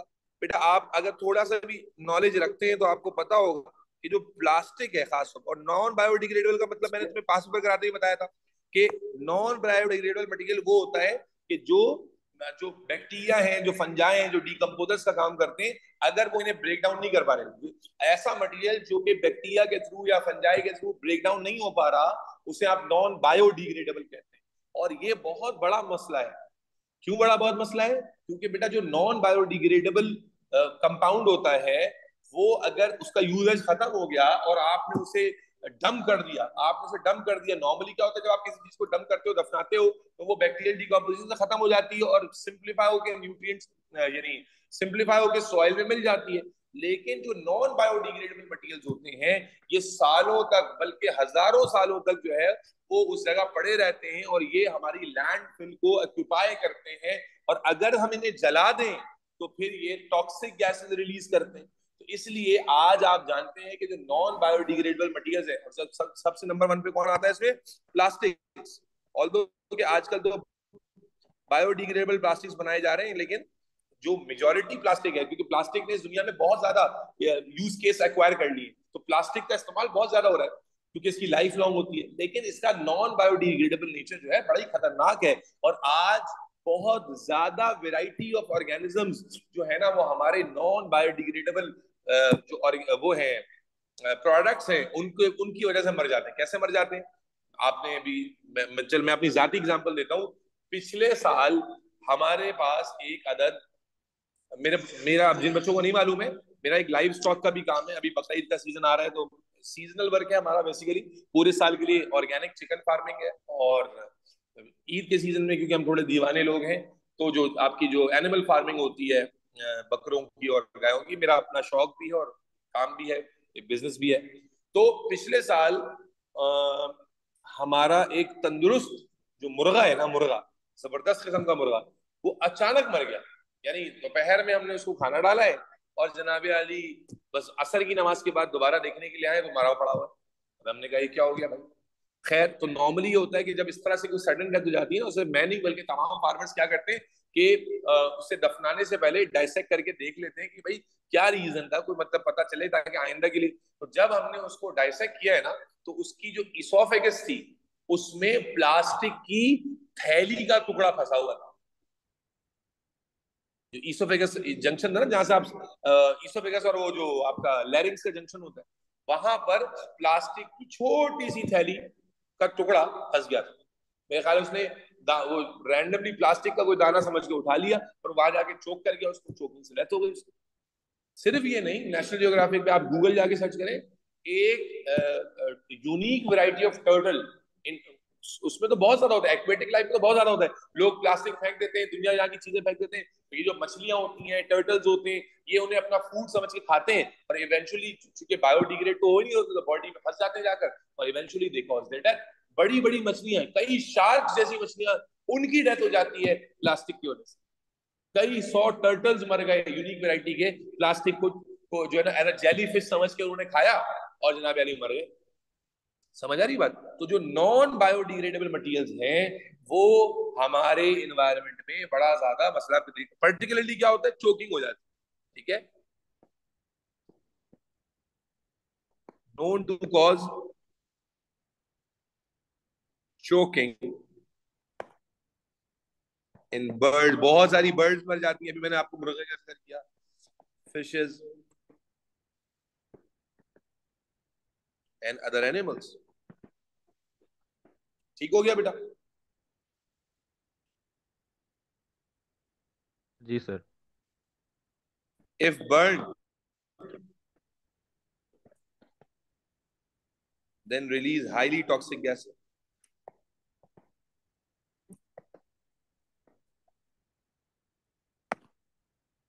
That's it. तो ये है नॉन बायोडिग्रेडेबल प्लास्टिक्स का प्रॉब्लम। अब इसके बाद आ जाते हैं एसिड रेन।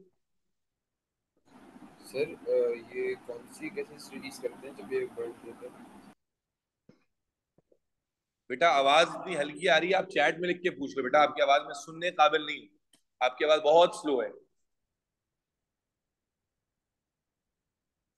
भाई। एसिड रेन क्या होती है बेटा? केमिस्ट्री में आपने पढ़ा होगा कि हवा में सल्फर डाइऑक्साइड के भी वेपर्स होते हैं, और हवा के अंदर नाइट्रोजन डाइऑक्साइड के भी वेपर्स होते हैं। और हवा कहां से आते हैं? अभी sir could you read the sentences again? Known to cause choking in birds, fishes and other animals if burn then release highly toxic gases. जो नॉन बायोडिग्रेडेबल प्रोडक्ट्स हैं, ये हमारी लाइफ को कैसे नुकसान पहुंचा रहे हैं? एक तो एनिमल्स को मार रहे हैं चोकिंग की वजह से, और दूसरा अगर हम इन्हें जला दें तो फिर जो है वो टॉक्सिक गैसेस रिलीज करते हैं। बेटा नहीं वो डिपेंड डेड करता है। है कौन सी टॉक्सिक गैसेस रिलीज करते हैं, डिपेंड करेगा ना उनपे कौन सी मटेरियल से बने हुए हैं। जैसे पीवीसी है, अगर आप जो पीवीसी है पॉलीविनाइल क्लोराइड, इसको जब आप जलाएंगे तो क्लोरोइथेन बनेगा जो हाईली टॉक्सिक गैस है। जी जी बेटा, बायो, ये तो एक पॉइंटर था ना बायोडिग्रेडेबल प्लास्टिक का। अब जब इसके सोल्यूशन में जाएंगे तो बात करेंगे। अब एसिड रेन कहां बनती है, that is a discussion of chemistry. लेकिन आपको बस इतना पता होना चाहिए कि हवा में सल्फर डाइऑक्साइड के वेपर्स मौजूद हैं, जो इंडस्ट्रियल जो है ना वो गैस, वेस्ट गैसेस में शुमार है, और गाड़ियों के जो इंजन है उसमें नाइट्रोजन डाइऑक्साइड बन रही है, और हवा में मॉइस्चर के साथ ये कंबाइन होते हैं, और कंबाइन होकर दो बड़े स्ट्रॉन्ग एसिड बनाते हैं, एक सल्फ्यूरिक एसिड और एक नाइट्रिक एसिड। इतना सिंपल नहीं होता ये, आपके ओलेज में बहुत सिंपल है। बहरहाल तो खुलासा ये है कि अगर खास तौर पे आप एक सिटी में रह रहे हैं जहां पर इंडस्ट्रियल जोन करीब है, इसीलिए इंडस्ट्रियल जोन जो है वो रेजिडेंशियल इलाकों में लगाने की इजाजत नहीं होती, लेकिन यहाँ पे कुछ पता ही नहीं। तो क्या है, हवा के अंदर क्या है, टॉक्सिक गैसेज ऐड हुई और वाटर से कंबाइन होकर दे कन्वर्ट इनटू एसिड। अब होगा क्या कि जब बारिश गिरेगी तो अल्टीमेटली ये एसिड जो है उस पानी के साथ शामिल होकर गिरेगा, and this is what we called acid rain, कि इस रेन में डाइल्यूट क्वांटिटीज ऑफ एसिड शामिल है। अब मेरे बच्चे क्या होता है, इसके बहुत सारे नेगेटिव इम्पैक्ट हैं। क्या आपने केमिस्ट्री में पढ़ा होगा कि बिल्डिंग्स को डैमेज करेगा, मेटल्स को डैमेज करेगा, लेकिन लाइफ पर इसका क्या इम्पैक्ट है? तो याद रखें मेरे बच्चे, आप जानते हैं कोई भी ऑर्गेनिज्म हो उसको जिंदा रहने के लिए एक ऑप्टिमल पीएच चाहिए। मुझे बताइए कि जब ये सॉइल पर एसिड रेन गिरेगी, सॉइल आप सबको पता होना चाहिए कि बेसिक होती है, सॉइल की जो पीएच होती है वो बेसिक होती है। अगर सॉइल पे एसिडिक रेन गिरेगी तो वो क्या सॉइल की पीएच को एसिडिक नहीं कर देगी? और जब सॉइल की पीएच एसिडिक हो जाएगी तो क्या वो सॉइल पे प्लांट ग्रो कर पाएगा? बोलो बेटा। नो सर, नहीं कर पाएगा। नहीं कर पाएगा। इसी तरह जब एक्वेटिक, जब पॉन्ड में, रिवर में, लेक में एसिड रेन गिरेगी प्लस सारी बारिश का पानी जो एसिडिक है वो भी इसी में आके ड्रेन होगा, तो क्या एक्वेटिक लाइफ एक एसिडिक वाटर में ग्रो कर पाएगी? क्या उसके एंजाइम्स नहीं है, उसकी स्किन नहीं है? बिल्कुल है। तो इसका मतलब ये हुआ कि एसिड रेन क्या करती है, एसिड रेन हमारी एक्वेटिक लाइफ को भी डायरेक्टली और हमारी जो प्लांट हैबिटेट है उसको, क्योंकि सॉइल की पीएच चेंज हो जाती है और प्लांट पे उस पीएच पर अपने अपने आप को सरवाइव नहीं करा पाता। और अगर एसिडिक सॉइल होगी, प्लांट के एंजाइम्स काम नहीं कर सकेंगे, एब्जॉर्प्शन नहीं होगी, बैक्टीरिया जो नाइट्रोजन फिक्सिंग बैक्टीरिया होते हैं वो उन एसिडिक एनवायरनमेंट में काम नहीं कर सकेंगे कंडीशंस में, अल्टीमेटली प्लांट की डेथ हो जाएगी। तो समझ आने की बात यह है कि जो एसिड रेन है cause change in pH of soil and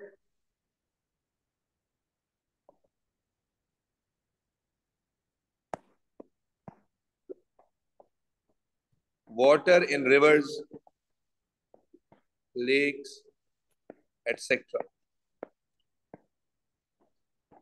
Neither plant nor animals can survive or grow healthy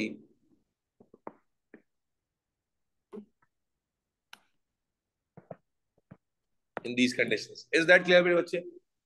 sir humans को भी इफेक्ट करेंगे ना?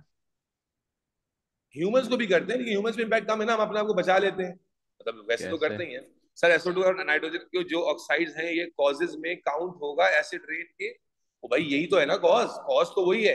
ये जो नीचे आपने लिखा वो तो इम्पैक्ट है, कॉज तो वही है। सल्फर डाइऑक्साइड और नाइट्रोजन डाइऑक्साइड अगर ये बने ही नहीं तो अल्टीमेटली क्या होगा कि ये एसिड फॉर्म ही नहीं होंगे। जब एसिड फॉर्म नहीं होंगे तो रेन एसिडिक नहीं होगी। इसीलिए कहा जाता है, मैंने बचपन में सुना, हमारी दादियां वगैरह कहती थी कि जो सीजन की पहली बारिश है ना उसमें नहीं नहाना चाहिए। और बायोलॉजिकली आज हमें रीजन भी समझ में आता है कि जब बहुत दिनों के बाद बारिश हो रही होगी तो मोस्ट लाइकली जो हवा में इतने दिन से एसिड वेपर सस्पेंडेड थे वो इस बारिश के साथ नीचे गिरेंगे। तो पहली बारिश में नहाना थोड़ा सा अनहेल्दी है। हाँ, जहां पर रोजमर्रा बारिश होती है वहां पर एसिड रेन का इफेक्ट काफी कम हो जाता है, क्योंकि हवा जो वेपर्स हैं इनको एक्यूमुलेट होने का टाइम ही नहीं मिलता। क्लियर है?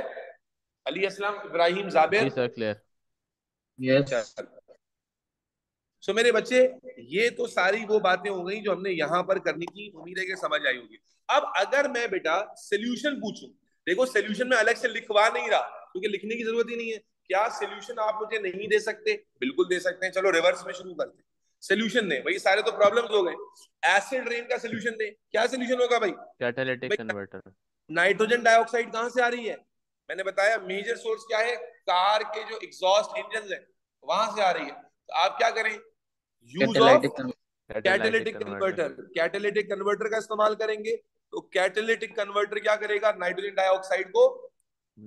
डाइऑक्साइड को नाइट्रोजन में कन्वर्ट कर देगा। ठीक हो गया। फिर सल्फर डाइऑक्साइड पर आ जाए। सल्फर डाइऑक्साइड कहां से निकल रही है? इंडस्ट्री से। तो इसके लिए क्या करना है? डीसल्फराइजेशन करनी है। डीसल्फराइजेशन का मतलब वो केमिकल्स इस्तेमाल करने हैं जो कि निकलने ना दें सल्फर को इंडस्ट्री से बाहर सल्फर डाइऑक्साइड की फॉर्म में, बल्कि उसको एब्जॉर्ब कर लें। ठीक है जी। क्या कह रहे थे अली असलम आप?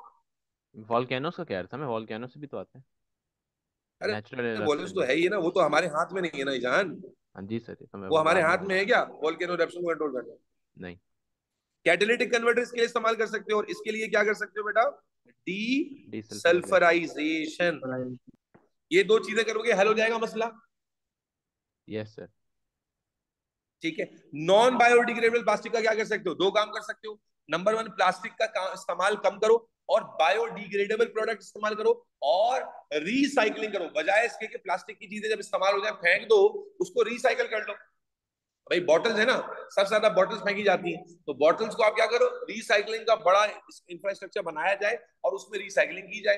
यानी आप बजाय इसके कि उसे पानी में फेंक के आ जाते हैं या वो वैसे ही ड्रेन होकर पानी में पहुंच जाता है, आप क्या करो? रिसाइकलिंग पे चले जाओ। तो नॉन बायोडिग्रेडेबल प्लास्टिक्स का क्या सोल्यूशन है बेटा? कि आप प्लास्टिक की जगह ऑल्टरनेटिव मटेरियल्स पर स्विच करें। बेटा मेरी बात के साथ एग्री करना बहुत इंपॉर्टेंट है ताकि आप समझ पाओ, क्योंकि ये जो पॉइंटर्स है ये आपके लिए ऑलरेडी इनफ है कि आप क्या करोगे? नॉन बायोडिग्रेडेबल प्लास्टिक की जगह जो बायोडिग्रेडेबल अल्टरनेटिव्स हैं, नंबर 1 आप उस पर शिफ्ट हो।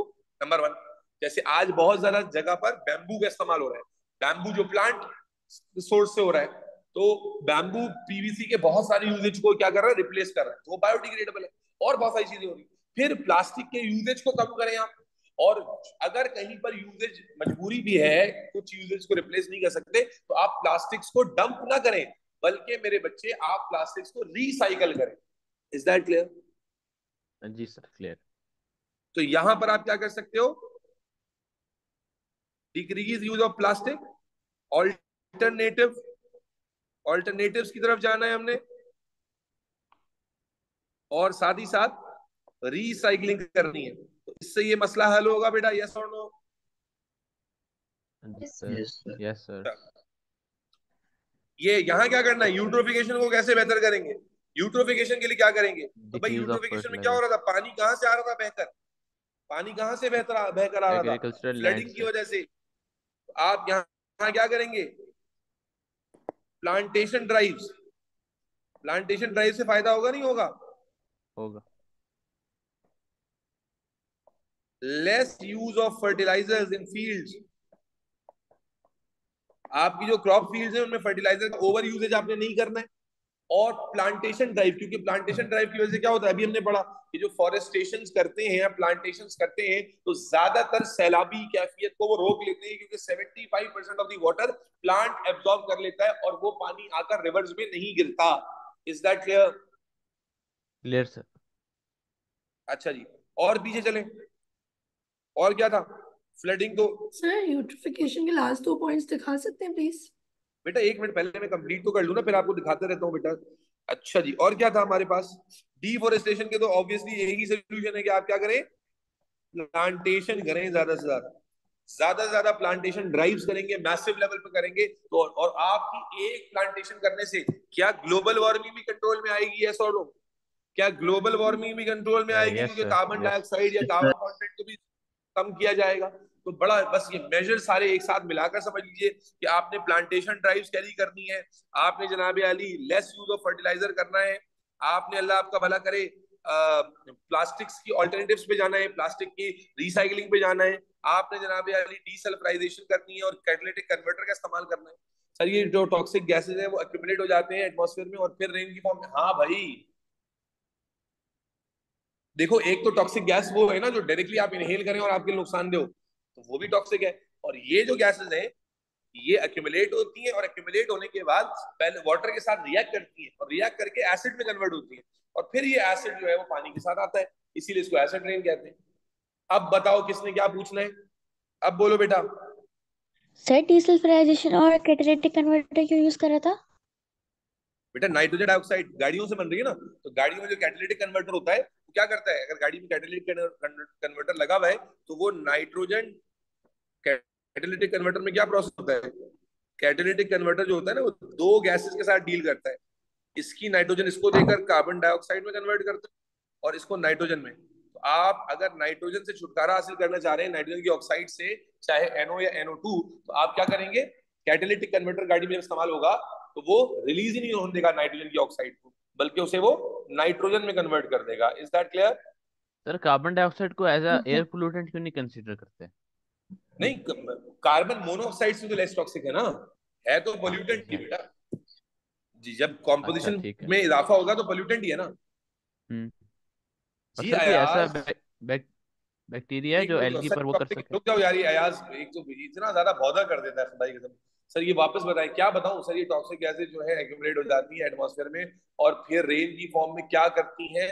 अरे क्या करती हैं, अगर ये वाली गैसेज की बात कर रहे हो तो ये एसिड रेन बन गई ना, जब ये नीचे गिरेगी तो सॉइल, वैसे तो बिल्डिंग को भी डैमेज करेगी, मेटल्स की रस्टिंग कराएगी, लेकिन हम चूंकि यहाँ लाइफ से रिलेटेड बात कर रहे हैं, तो जब ये एसिड रेन सॉइल में गिरेगी तो अल्टीमेटली सॉइल की पीएच को एसिडिक कर देगी, वाटर की पीएच को एसिडिक कर देगी, जिससे एक्वेटिक लाइफ का सर्वाइवल भी उस एसिडिक कंडीशन में नहीं होगा और प्लांट्स का सर्वाइवल भी उस एसिडिक कंडीशन में नहीं होगा। क्योंकि जब आप जानते हैं पीएच चेंज हो जाती है किसी भी जगह पर, तो जहां वो भी जितने भी ऑर्गेनिज्म हैं, जितने भी उनके एंजाइम्स हैं, they are sensitive to pH change, तो वो काम करना छोड़ देते हैं। ये है जी। अली अब बोलो, अली असलम क्या बोल रहे थे? सर मैं कहता था कोई ऐसा बैक्टीरिया है जो उस पे फीड कर सके एलजी पे, एल्गल ब्लूम पे। एल्गल ब्लूम पे फीड कर सके, हाँ है तो सही, लेकिन एल्गी भी चूंकि एक ऑर्गेनिज्म है जो माइक्रो ऑर्गेनिज्म है, उसकी ग्रोथ रेट बहुत ज्यादा है, तो इसलिए खत्म नहीं कर सकते। अच्छा अरे नहीं, सही है। नाराज नहीं हुआ भाई, क्या हो गया, नाराज क्यों हो जाऊंगा मैं।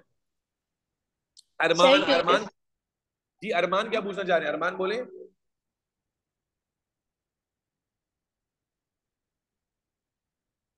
अरमान अपने दिल के अरमान निकालो जल्दी से, क्या बोल रहे हो। सर खत्म चैप्टर। अबे सबर कर ले यार, तुम लोग जल्दी बोलो। मैं वैसे ही पूछ रहा हूँ। अरे सर मैं आपसे, अबे ये देखो, मैं नाराज नहीं हो रहा, तुम नाराज हो गए, वाह जी वाह, वाह वाह वाह।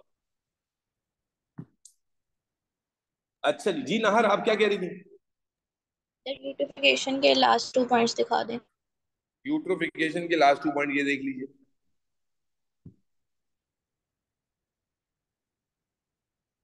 अरीज, मारिया, समझ आती है बात बेटा।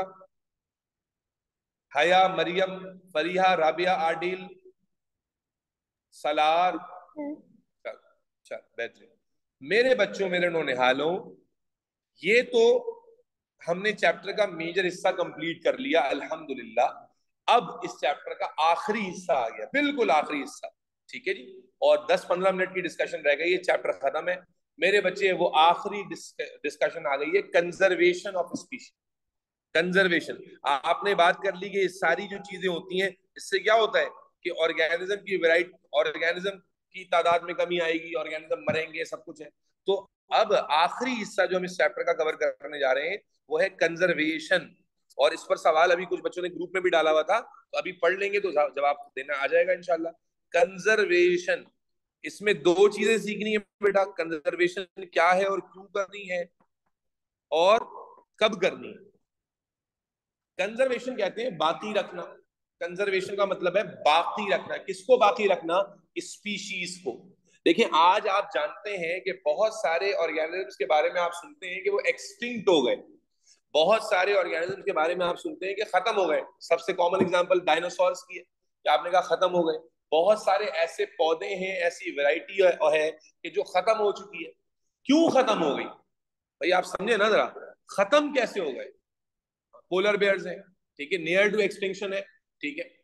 तो खत्म क्यों हो गई, क्या रीजन होगा भाई। जाहिर है कि जब किसी ऑर्गेनिज्म के एनवायरनमेंट में, हैबिटेट में चेंज आएगा, तो आहिस्ता आहिस्ता कोई भी चैलेंज उसको आया, मान लीजिए उसका उस पे ओवर प्रीडेशन शुरू हो गई, उसका एनवायरनमेंट चेंज हो गया, टेम्परेचर चेंज हो गया, पीएच चेंज हो गई, और लंबे अरसे तक ये सिलसिला रहा।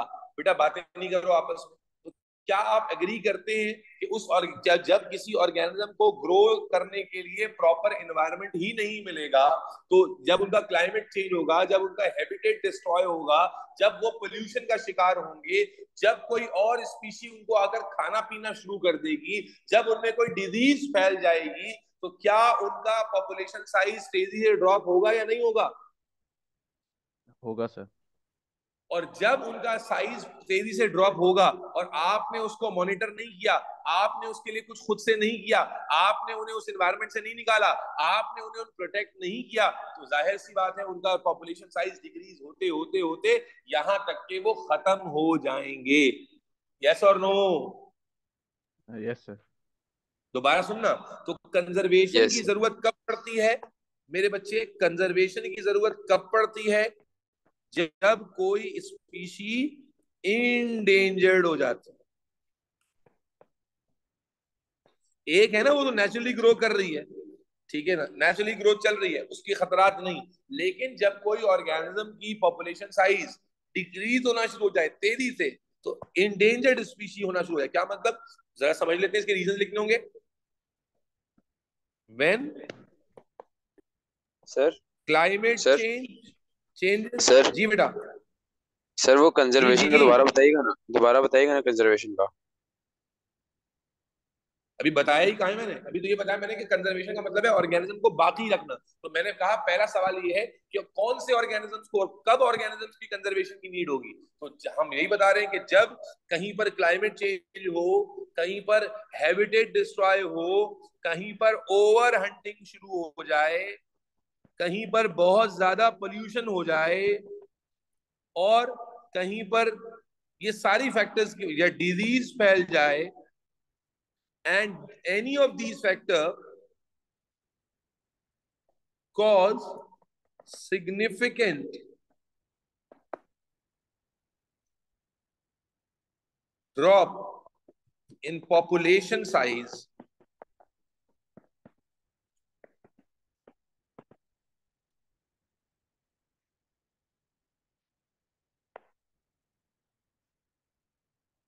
make these species endangered.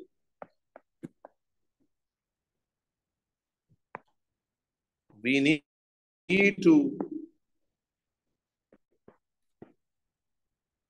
closely monitor and conserve this species. तो ये समझ आता है सब बच्चों को या नहीं आता कि जब कहीं पर एनवायरनमेंट चेंज हो, कहीं पर हैबिटेट डिस्ट्रॉय हो, कहीं ओवर हंटिंग डिजीज की वजह से किसी भी, चाहे प्लांट हो या एनिमल हो, उसके पॉपुलेशन साइज में अगर सिग्निफिकेंट डिक्रीज आ गया, तो मेरे बच्चे आप क्या करोगे? मेरे बच्चे उसे क्लोजली मॉनिटर करोगे और उसे इंडेंजर डिक्लेयर करोगे और उसके प्रोटेक्ट करोगे, कंजर्व करने की फिक्र करोगे, वरना तो वो एक्सटिंक्ट हो जाएगी। यस और नो? Yes sir. अब सवाल ये है कि हम कंजर्व करेंगे। भाई आपने कहा ठीक है सर पॉपुलेशन साइज डिग्री हो गया, आपने कहा भाई मर रहा है मरने दो, हमारा क्या फायदा है? क्या लगता है हमें कंजर्वेशन क्यों? Why do we need to conserve species? Conserve कब करना है तो बता दिया, लेकिन कंजर्व क्यों करना है? अरीज आपसे पूछता हूं, आपकी सराउंडिंग में अगर कोई स्पीशी मर रही है, क्यों कंजर्व करना है?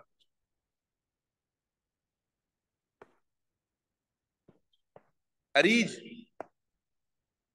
सिंपल है बेटा, कॉमन सेंस जवाब दो। Protect biodiversity. चलो ये तो अभी अरीज अरीज से पूछ रहा हूं।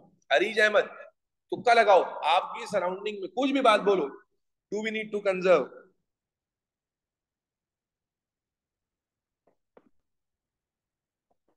अरीज का जवाब क्यों नहीं आ रहा? अयाज आप ट्राई करें।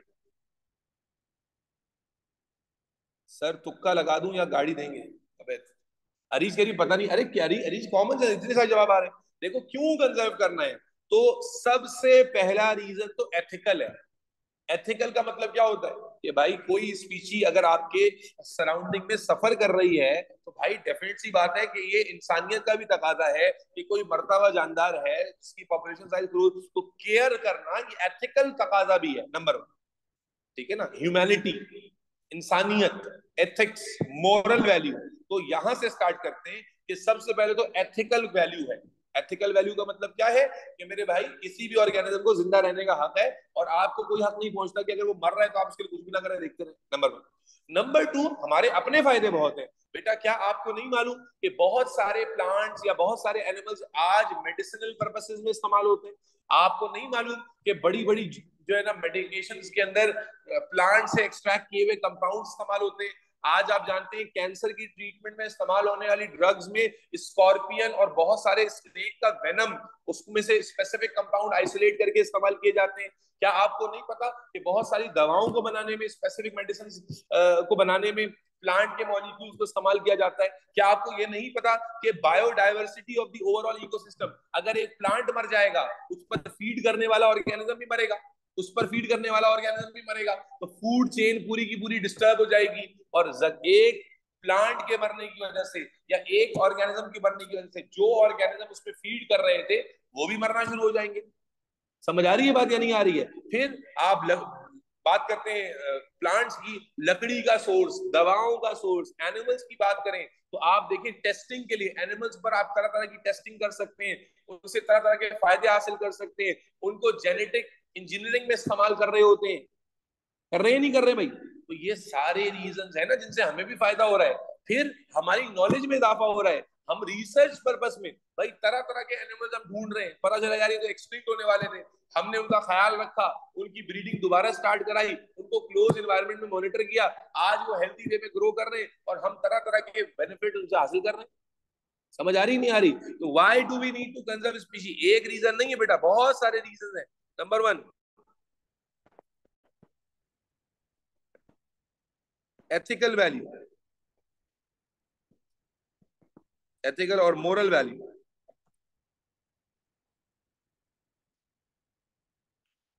Number 2,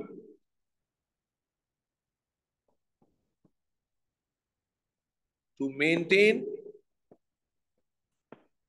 biodiversity of the environment.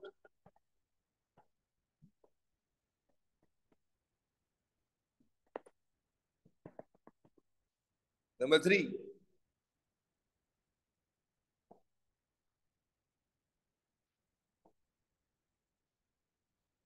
for research purposes. Number 4, commercial benefits like use of wood, use of timber,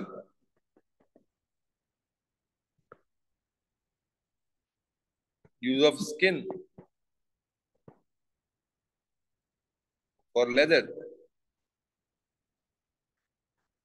Number 5, medicinal benefits.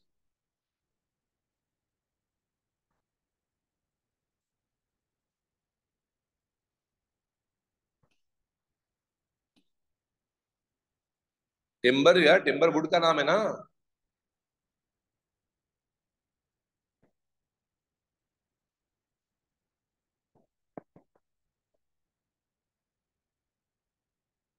Sir ये बायोडायवर्सिटी प्लीज बताएंगे। बायोडायवर्सिटी का मतलब होता है लाइफ की वैरायटी।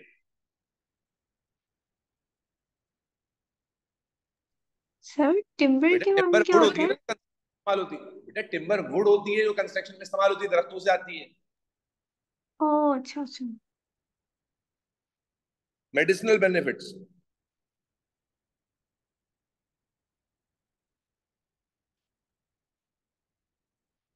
जड़ी बूटियां इसी में आएंगी।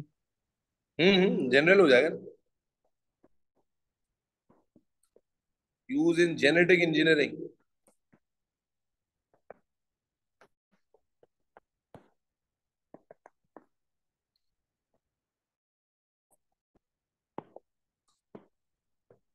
for the purpose of knowledge and learning.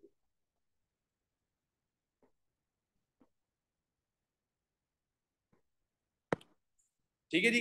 तो हमने 2 सवालों को आंसर किया कि इंडेंजर्ड स्पीशी कौन सी होती है और कब उसकी को हमने देखना है और क्यों हमने कंजर्व करना है। अब हम बिल्कुल आखिरी टॉपिक पर बात करेंगे, कंजर्व कैसे करेंगे। भाई कंजर्व करना तो है, करेंगे कैसे, उसके ऊपर बात शुरू करते हैं बेटा। This is the very last discussion. तो अब कंजर्वेशन कैसे करनी है उसके ऊपर बात शुरू करने जा रहा हूं। इसमें 2-3 टेक्निकल चीजें भी आएंगी, पहले इसको लिख लें बच्चे। लिख लिया सब बच्चों ने? Yes yes sir. Areej note down कर लिया? बरीरा, अरीज, अयाज, महमूद, महमूद, महमूद है, महमूद, अनुषा, अरियाना, अरियाना, अरियाना, बात समझ आती है अरियाना को? Yes sir. अरियाना मुश्किल तो नहीं है ना? आपका इकोलॉजी का मसला हल है या अभी भी कॉम्प्लिकेट हुआ? यार अरियाना तुम्हारे फादर की फिर बहुत जोर से याद आ रही है मुझे यार। तुम्हारा नाम देखते तुम्हारे अब्बा याद आ जाते हैं मुझे यार। एक तो तुम्हारे अब्बा को सोचता हूँ, फिर तुम्हें सोचता हूँ, मैं बोलता हूँ यार कैसे अब्बा और बेटी, बेटी कैसी है। इतना अच्छा इंसान मैंने बहुत कम देखे हैं यार। कदर कर लो अपने अब्बा की, खिदमत कर लिया करो, थोड़ी दुआएं शुआएं ले लो उनकी। समझ आ रही है रियाना? लाहौर घूमती रहती हो खाली, अभी अब्बा की दुआएं भी ले लिया करो। For the purpose of knowledge and learning. चले बच्चे, अब आ जाता है मेथड्स ऑफ कंजर्वेशन। बेटा ये बहुत ज्यादा डिटेल में तो नहीं है, मैं थोड़ा सा आपको समझाने के लिए डिटेल्स दे दूंगा, लेकिन ये खुद बहुत ज्यादा डिटेल में नहीं है। मेथड्स ऑफ कंजर्वेशन, भाई अब कैसे कंजर्वेशन करें। अब्बा आर्मी में होंगे, अबे तुम दूसरों के अब्बाओं में इंटरेस्ट मत दिखाओ, अपना फोकस करो इधर। चलो मेरे बच्चे, मेथड्स ऑफ कंजर्वेशन पर बात शुरू कर रहे हैं कि अगर कोई स्पीशी इंडेंजर्ड हो गई, मतलब उसकी पॉपुलेशन कम हो रही है, अब इसको कॉमन सेंस से भी लिंक करना। तो मेरे बच्चे इसके कई तरीके हैं। देखो अगर आपको नजर आया, पहले मैं एनिमल्स पे फोकस करता हूं, फिर प्लांट्स पे, बस दैट्स इट। मेरे बच्चे अगर एनिमल है, मिसाल के तौर पे आपको नजर आ रहा है एक एनिमल पॉपुलेशन डिक्रीज हो रही है, एक एनिमल पॉपुलेशन डिक्रीज हो रही है, वो जंगल में मर रहे हैं, उनकी पॉपुलेशन साइज डिक्रीज हो रहा है। अब आप क्या करोगे? सबसे पहले तो देखोगे क्या रीजन क्या है। क्या उनका शिकार ज्यादा हो रहा है, क्या उनको खाना नहीं मिल रहा, क्या उनका एनवायरनमेंट ठीक नहीं है, जो भी रीजन हो, सबसे पहला काम आप क्या करोगे? उन्हें आइसोलेट कर लो। सबसे पहले क्या काम करोगे बेटा, चाहे कोई डिजीज की वजह से मर रहे हो, सबसे पहली चीज कंजर्वेशन, खासतौर पर अगर एनिमल्स की हो रही है तो आप सबसे पहले क्या करते हो, जिस स्पीशी के बारे में भी आपको उसको कंजर्व करना है, सबसे पहले उसे आइसोलेट कर और आइसोलेट करके उसे एक मॉनिटर्ड कंडीशन में ले आते हो, कंट्रोल्ड कंडीशन में ले आते हो, जिसे आप जू कहते हैं। जू जू का असल मकसद एंटरटेनमेंट नहीं है। जू का असल मकसद क्या होता है, यहाँ तो एंटरटेनमेंट बन गया, लेकिन जो बायोलॉजिकल जू है ना, वो किस लिए बनाया जाता है कि एक एनिमल जो जंगल में रह रहा था या कोई अपनी वाइल्ड लाइफ में रह रहा था और वहां वो बीमार पड़ गया, स्ट्रगल कर रहा है, खाना नहीं मिल रहा, कोई भी रीजन है, तो अब वो एक्सटिंक्ट होने के करीब पहुंच गया, तो हम क्या करते हैं, जितने भी उसके सैंपल्स मिलेंगे मेल या फीमेल, आप उन्हें ले आते हो और एक कंट्रोल्ड एनवायरनमेंट में रखते हैं। पहले आप उनके साथ कुछ भी नहीं करते, आप उनका बड़ा ध्यान रखते हैं, उनको वही एनवायरनमेंट देते हैं जो उनके नेचुरल नीड होती है, उस तरह का एनवायरनमेंट उनको देने की कोशिश करते हैं और उनका पूरा ख्याल रखते हैं, उनको मुंह करके खाना देते हैं आगे करके, ताकि उनको खाने पीने में, अगर डिजीज है तो उस डिजीज की ट्रीटमेंट शुरू करते हैं और उसको बेहतर से बेहतर करते हैं और कई महीनों तक उसे मॉनिटर करते हैं, उसके बिहेवियर को, और ज्यादातर केसेस में बेहतरी आ जाती है। जब वो ऑर्गेनिज्म बेहतर हो जाता है, अब मेरे बच्चे आप क्या करते हैं, उसकी ब्रीडिंग प्रोग्राम स्टार्ट करते हैं, उसको कहते हैं कैप्टिव ब्रीडिंग प्रोग्राम्स, यानी एक लिमिटेड कैपेसिटी के अंदर रहते हुए आप उसकी, क्योंकि भाई पॉपुलेशन साइज डिक्रीज हो गया ना, तो आप उसकी क्या करते हैं, कैप्टिव ब्रीडिंग प्रोग्राम्स, यानी कंट्रोल्ड ब्रीडिंग कराते हैं। अगर तो आपको उस एनिमल का मेल और फीमेल दोनों मिल गया, समझना इसमें बहुत सारी वैरायटी है, पहले समझना, पहले आप लाओगे, आइसोलेट करोगे, आइसोलेट करके उसका ख्याल रखोगे, जब तक वो ठीक नहीं हो जाए तब तक तो कुछ नहीं करोगे, उसको वो कंडीशंस दोगे, खाना दोगे, पानी दोगे, सब दोगे। जब वो ठीक हो गया, अब मेरे बच्चे आपने उसकी ब्रीडिंग करनी है, असल मकसद तो है कि उसकी पॉपुलेशन साइज को जो कम हो गया दोबारा बढ़ाया जाए। तो अब उसके लिए अगर तो आपको मेल और फीमेल दोनों पेयर मिल गया और दोनों हेल्दी हो गए, तो फिर आप उनको नेचुरली ब्रीड कराओगे, समझ आ रही है ना, नेचुरल ब्रीडिंग कराओगे उनकी, और वो कर जाएंगे, अगर हेल्दी हो चुके हैं तो कर लेंगे। लेकिन ज्यादातर केसेस में बच्चों ऐसा नहीं होता। ज्यादातर केसेस में जब आप किसी एक नए ऑर्गेनिज्म तक पहुंचते हैं तो आपको पता चलता है यार ये तो बहुत ही यूनिक ऑर्गेनिज्म है और इसकी तादाद तो बहुत कम रह गई है, और आपको ज्यादातर केसेस में मेल और फीमेल दोनों मिलते भी नहीं, या फीमेल मिली या मेल मिला, या अगर फीमेल मिली तो वो इतनी कमजोर है कि वो प्रेगनेंसी झेल नहीं सकती। भाई प्रेगनेंसी तो एक टिपिकल प्रोसीजर है ना, तो अब इतनी कमजोर है कि वो प्रेगनेंसी नहीं झेल सकती और हेल्दी उसकी जो ओवरीज है वो खराब हो चुकी हुई है। इस तरह कोई भी केस हो सकता है। तो ज्यादातर केसेस में अगर तो मेल और फीमेल दोनों पेयर के जोड़े मिल गए हैं और हेल्दी हैं, तो फिर तो उनको नेचुरली ब्रीड करा के उनकी रिप्रोडक्शन शुरू कराएंगे और उनके बच्चों का भी ख्याल रखेंगे, और फिर जब उनका पॉपुलेशन साइज अच्छा ग्रो करने लगेगा दोबारा से उनको उनके ओरिजिनल एनवायरनमेंट में छोड़ देंगे। लेकिन ज्यादातर केसेस में या तो मेल मिला तो फीमेल नहीं मिली, फीमेल मिली तो मेल नहीं मिला, या अगर दोनों भी मिल गए तो इस कदर वो बीमार हैं, इस कदर वो कमजोर हो चुके हैं कि वो रिप्रोड्यूस हेल्दी वे में नहीं कर सकते, या अगर फीमेल कंसीव करेगी तो मर जाएगी, ठीक है ना। ऐसे किसी भी केसेस में फिर हम आर्टिफिशियल इंसेमिनेशन करते हैं। आर्टिफिशियल इंसेमिनेशन का मतलब क्या होता है, सीमन आर्टिफिशियल इंसेमिनेशन का मतलब ये टेस्ट ट्यूब बेबी पे जाते हैं। दो मेथड से, अगर तो नेचुरल ब्रीडिंग हो रही है वेरी गुड है, वरना हम आर्टिफिशियल इंसेमिनेशन या टेस्ट ट्यूब उस पे जाते हैं। टेस्ट ट्यूब और आर्टिफिशियल इंसेमिनेशन का फर्क समझ लो। फर्क क्या होता है, या तीसरा सरोगेसी पे जाते हैं। तीन मेथड्स होते हैं। हमें ब्रीडिंग प्रोग्राम रन करना है, इसका आइडिया समझ आ रहा है तालिया? Why do we need to run the breeding program? क्योंकि असल में तो जो पॉपुलेशन गिर रही है उसको वापस कैसे लाओगे, ब्रीडिंग करके लाओगे ना। यस और नो? अब्दुल रहमान, मारिया, अरीज, रजीना, लामिया, इस्माइल, ब्रीडिंग नहीं करोगे तो भाई वो तो मर जाएंगे, बूढ़े हैं ऑलरेडी, मर जाएंगे। ब्रीडिंग करना ही सोल्यूशन है। तो अब वो ब्रीडिंग जब हम, एक तो है कि जब वो ख्याल रखने के बाद हेल्दी हो गए, हमने उन्हें नेचुरली ब्रीड कराई, ये तो बहुत आइडियल है। लेकिन ज्यादातर केसेस में ये आइडियल सिचुएशन हमें नहीं मिलती, तो हम क्या करते हैं, तीन मेथड्स हैं। Number one test tube baby, number 2 artificial insemination, number 3 Allah भला करे आपका सरोगेसी। अब number 1 test tube baby. Test tube baby में क्या है, अगर आपको मेल और फीमेल दोनों मिल गए लेकिन दोनों हेल्दी नहीं है, नेचुरली कंसीव नहीं कर पा रहे, तो आप क्या करते हैं, मेल का स्पर्म लेते हैं और फीमेल का एग लेते हैं, यानी आर्टिफिशियली अल्ट्रासाउंड गाइडेंस में आप मेल का स्पर्म निकलवाते हैं और आप जो है वो फीमेल से एग निकलवाते हैं, और लैब में उन्हें आर्टिफिशियली मिलाते हैं, जाइगोट बनाते हैं। अगर सक्सेसफुल जाइगोट बन गया तो जाइगोट बनने के बाद जाइगोट को ग्रो होने देते हैं लैब में, और लैब में ग्रो करने के बाद उस जाइगोट को या तो उसी मदर में लगा देते हैं, या फिर उसके इम्प्लांट कर देते हैं, या अगर वो मदर हेल्दी नहीं थी, जो ज्यादातर केसेस में हेल्दी नहीं होती, तो फिर आप एक सरोगेट मदर का मतलब आप उन्हीं से रिलेटेड स्पीशी या उनकी फैमिली की कोई और फीमेल लेते हैं और उसके यूट्रस में इस बच्चे को इम्प्लांट कर देते हैं और वो उसके यूट्रस में ग्रो करता है और डिलीवर उसे अलग माँ करती है। समझ आई? इसको कहते हैं सरोगेसी। और टेस्ट ट्यूब बेबी, तो टेस्ट ट्यूब बेबी का मतलब क्या है कि उनकी जो फर्टिलाइजेशन है वो टेस्ट ट्यूब में कराई जाती है, और जब सक्सेसफुल फर्टिलाइजेशन हो गई तो फिर आप जो है उसे या तो उसी मदर में लगा देंगे जिसका बच्चा है, या फिर किसी सरोगेट मदर में लगा देंगे। ठीक है ना? अभी इसमें रिलीजियस एस्पेक्ट कहाँ आ गया? इंसानों की बात नहीं हो रही, एनिमल्स की बात हो रही है। इंसान कहाँ एक्सटिंक्ट हो रहे हैं? इंसान तो वैसे ही बढ़ते चले जा रहे हैं।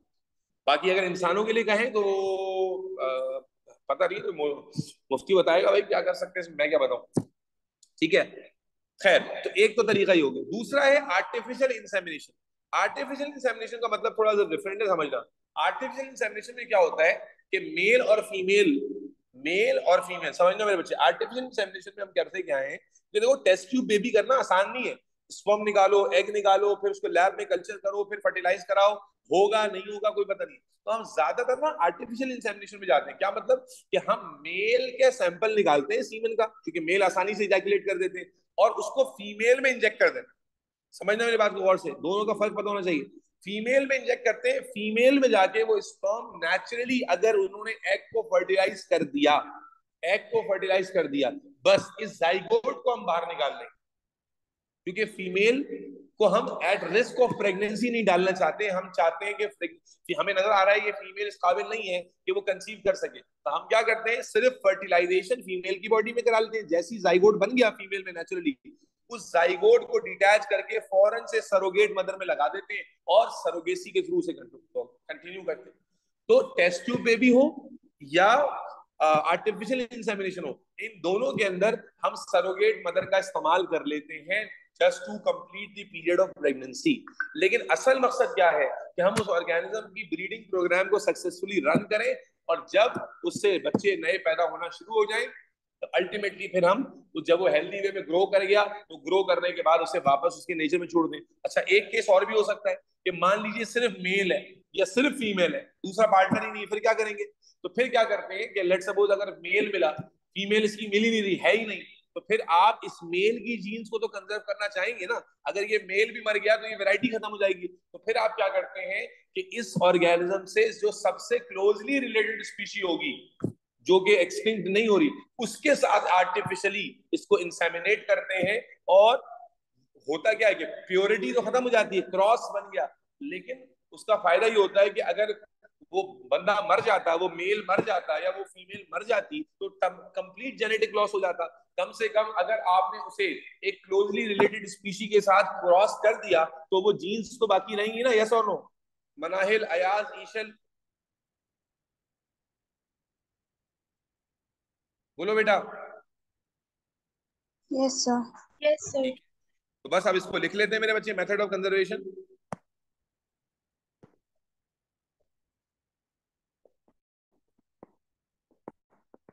Isolation of organism,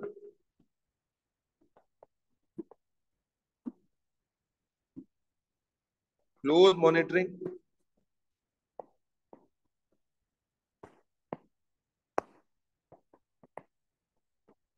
finding the reason of decrease in their population,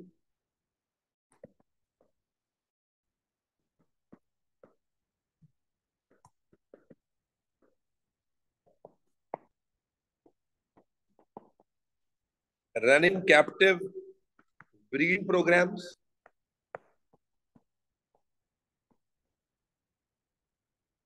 by artificial insemination,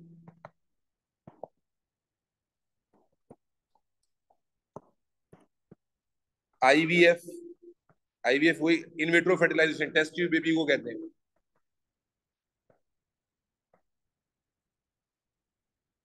and using surrogacy.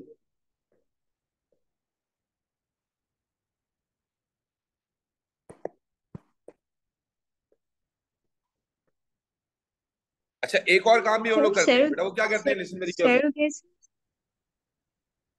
जी बेटा सर बोले। सरोगेसी और आईवीएफ सेम है? नहीं बेटा, सरोगेसी तो है ना मदर की हेल्प लेना।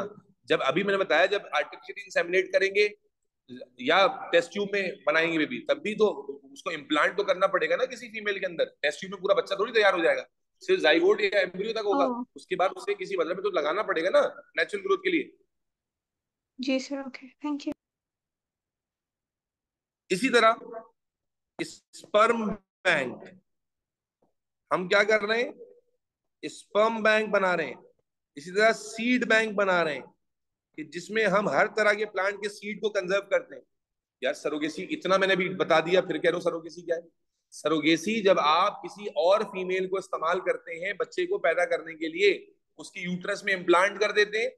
जो एम्ब्रियो आपने टेस्ट ट्यूब से बनाया या जो जाइगोट आपने आर्टिफिशियल इंसेमिनेशन से बनाया, ये आपने निकाला और निकाल कर एक हेल्दी मदर के अंदर इम्प्लांट कर दिया, और अब उस हेल्दी मदर के अंदर ये ऑर्गेनिज्म ग्रो करेगा और यहां से डिलीवर होगा। इस मदर को सरोगेट मदर कहेंगे और ये प्रोसेस सरोगेसी कहलाता है।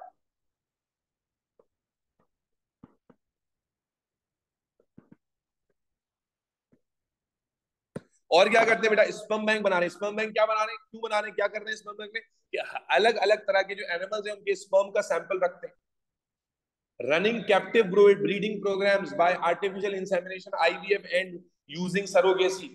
भाई ब्रीडिंग करानी है ना ताकि उनकी पॉपुलेशन साइज वापस आए। तो अभी मैंने समझाया कि ब्रीडिंग कराने के लिए या तो आप आर्टिफिशियल इंसेमिनेशन पे जाएंगे या आईवीएफ टेस्ट ट्यूब वाले मेथड पे जाएंगे और सरोगेसी का इस्तेमाल करेंगे ताकि उस ऑर्गेनिज्म की लाइफ पर रिस्क ना हो। फिर स्पर्म बैंक्स बना रहे हैं, सीड बैंक्स बना रहे हैं, जहां पर आप हर तरह के जो सैंपल्स हैं उनको स्टोर करके रखते हैं ताकि फ्यूचर में काम आ जाए। आज दुनिया जहां में ऐसे सीड बैंक्स बने हुए हैं कि अगर कोई स्पीशी आज एक्सटिंक्ट हो गई तो उसको उसका सीड सैंपल अगर वहां मौजूद होगा तो कल को दोबारा से उसे ग्रो कराया जा सकता है। यस और no? Yes sir. Sir botanic gardens ये क्या होता है? जहां प्लांट्स का, जैसे जू एनिमल्स का जू होता है ना, वैसी प्लांट का बॉटनिक गार्डन होता है। इंसेमिनेशन,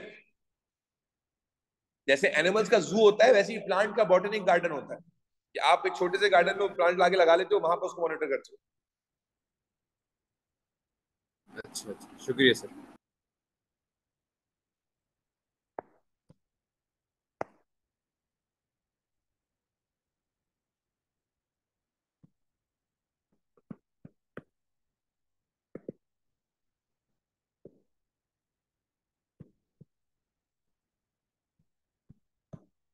आर्टिफिशियल इंसेमिनेशन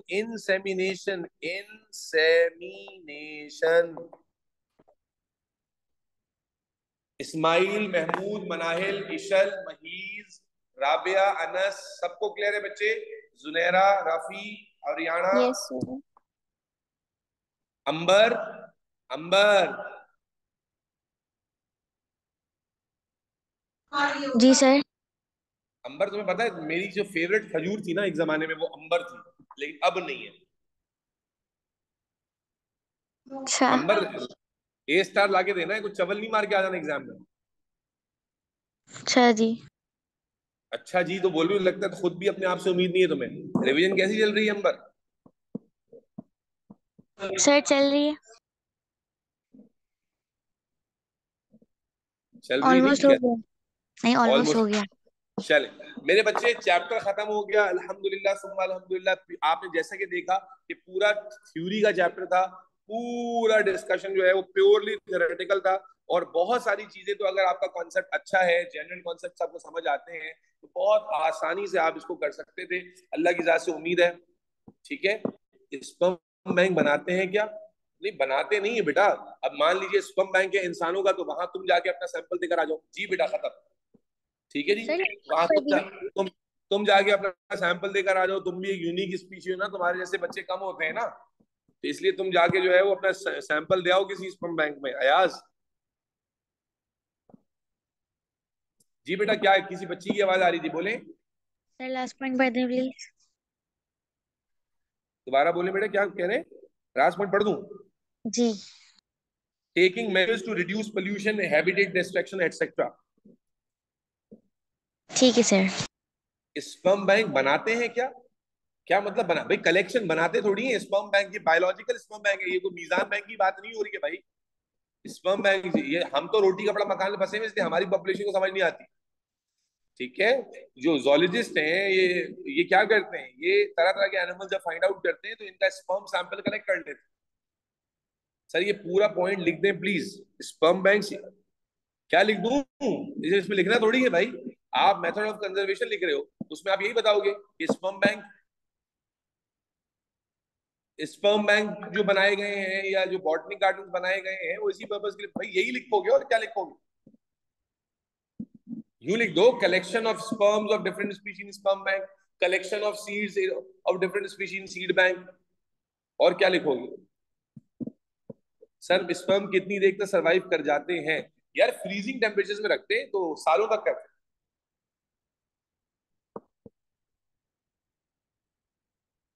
ठीक है सर जी बेटा। Sir conservation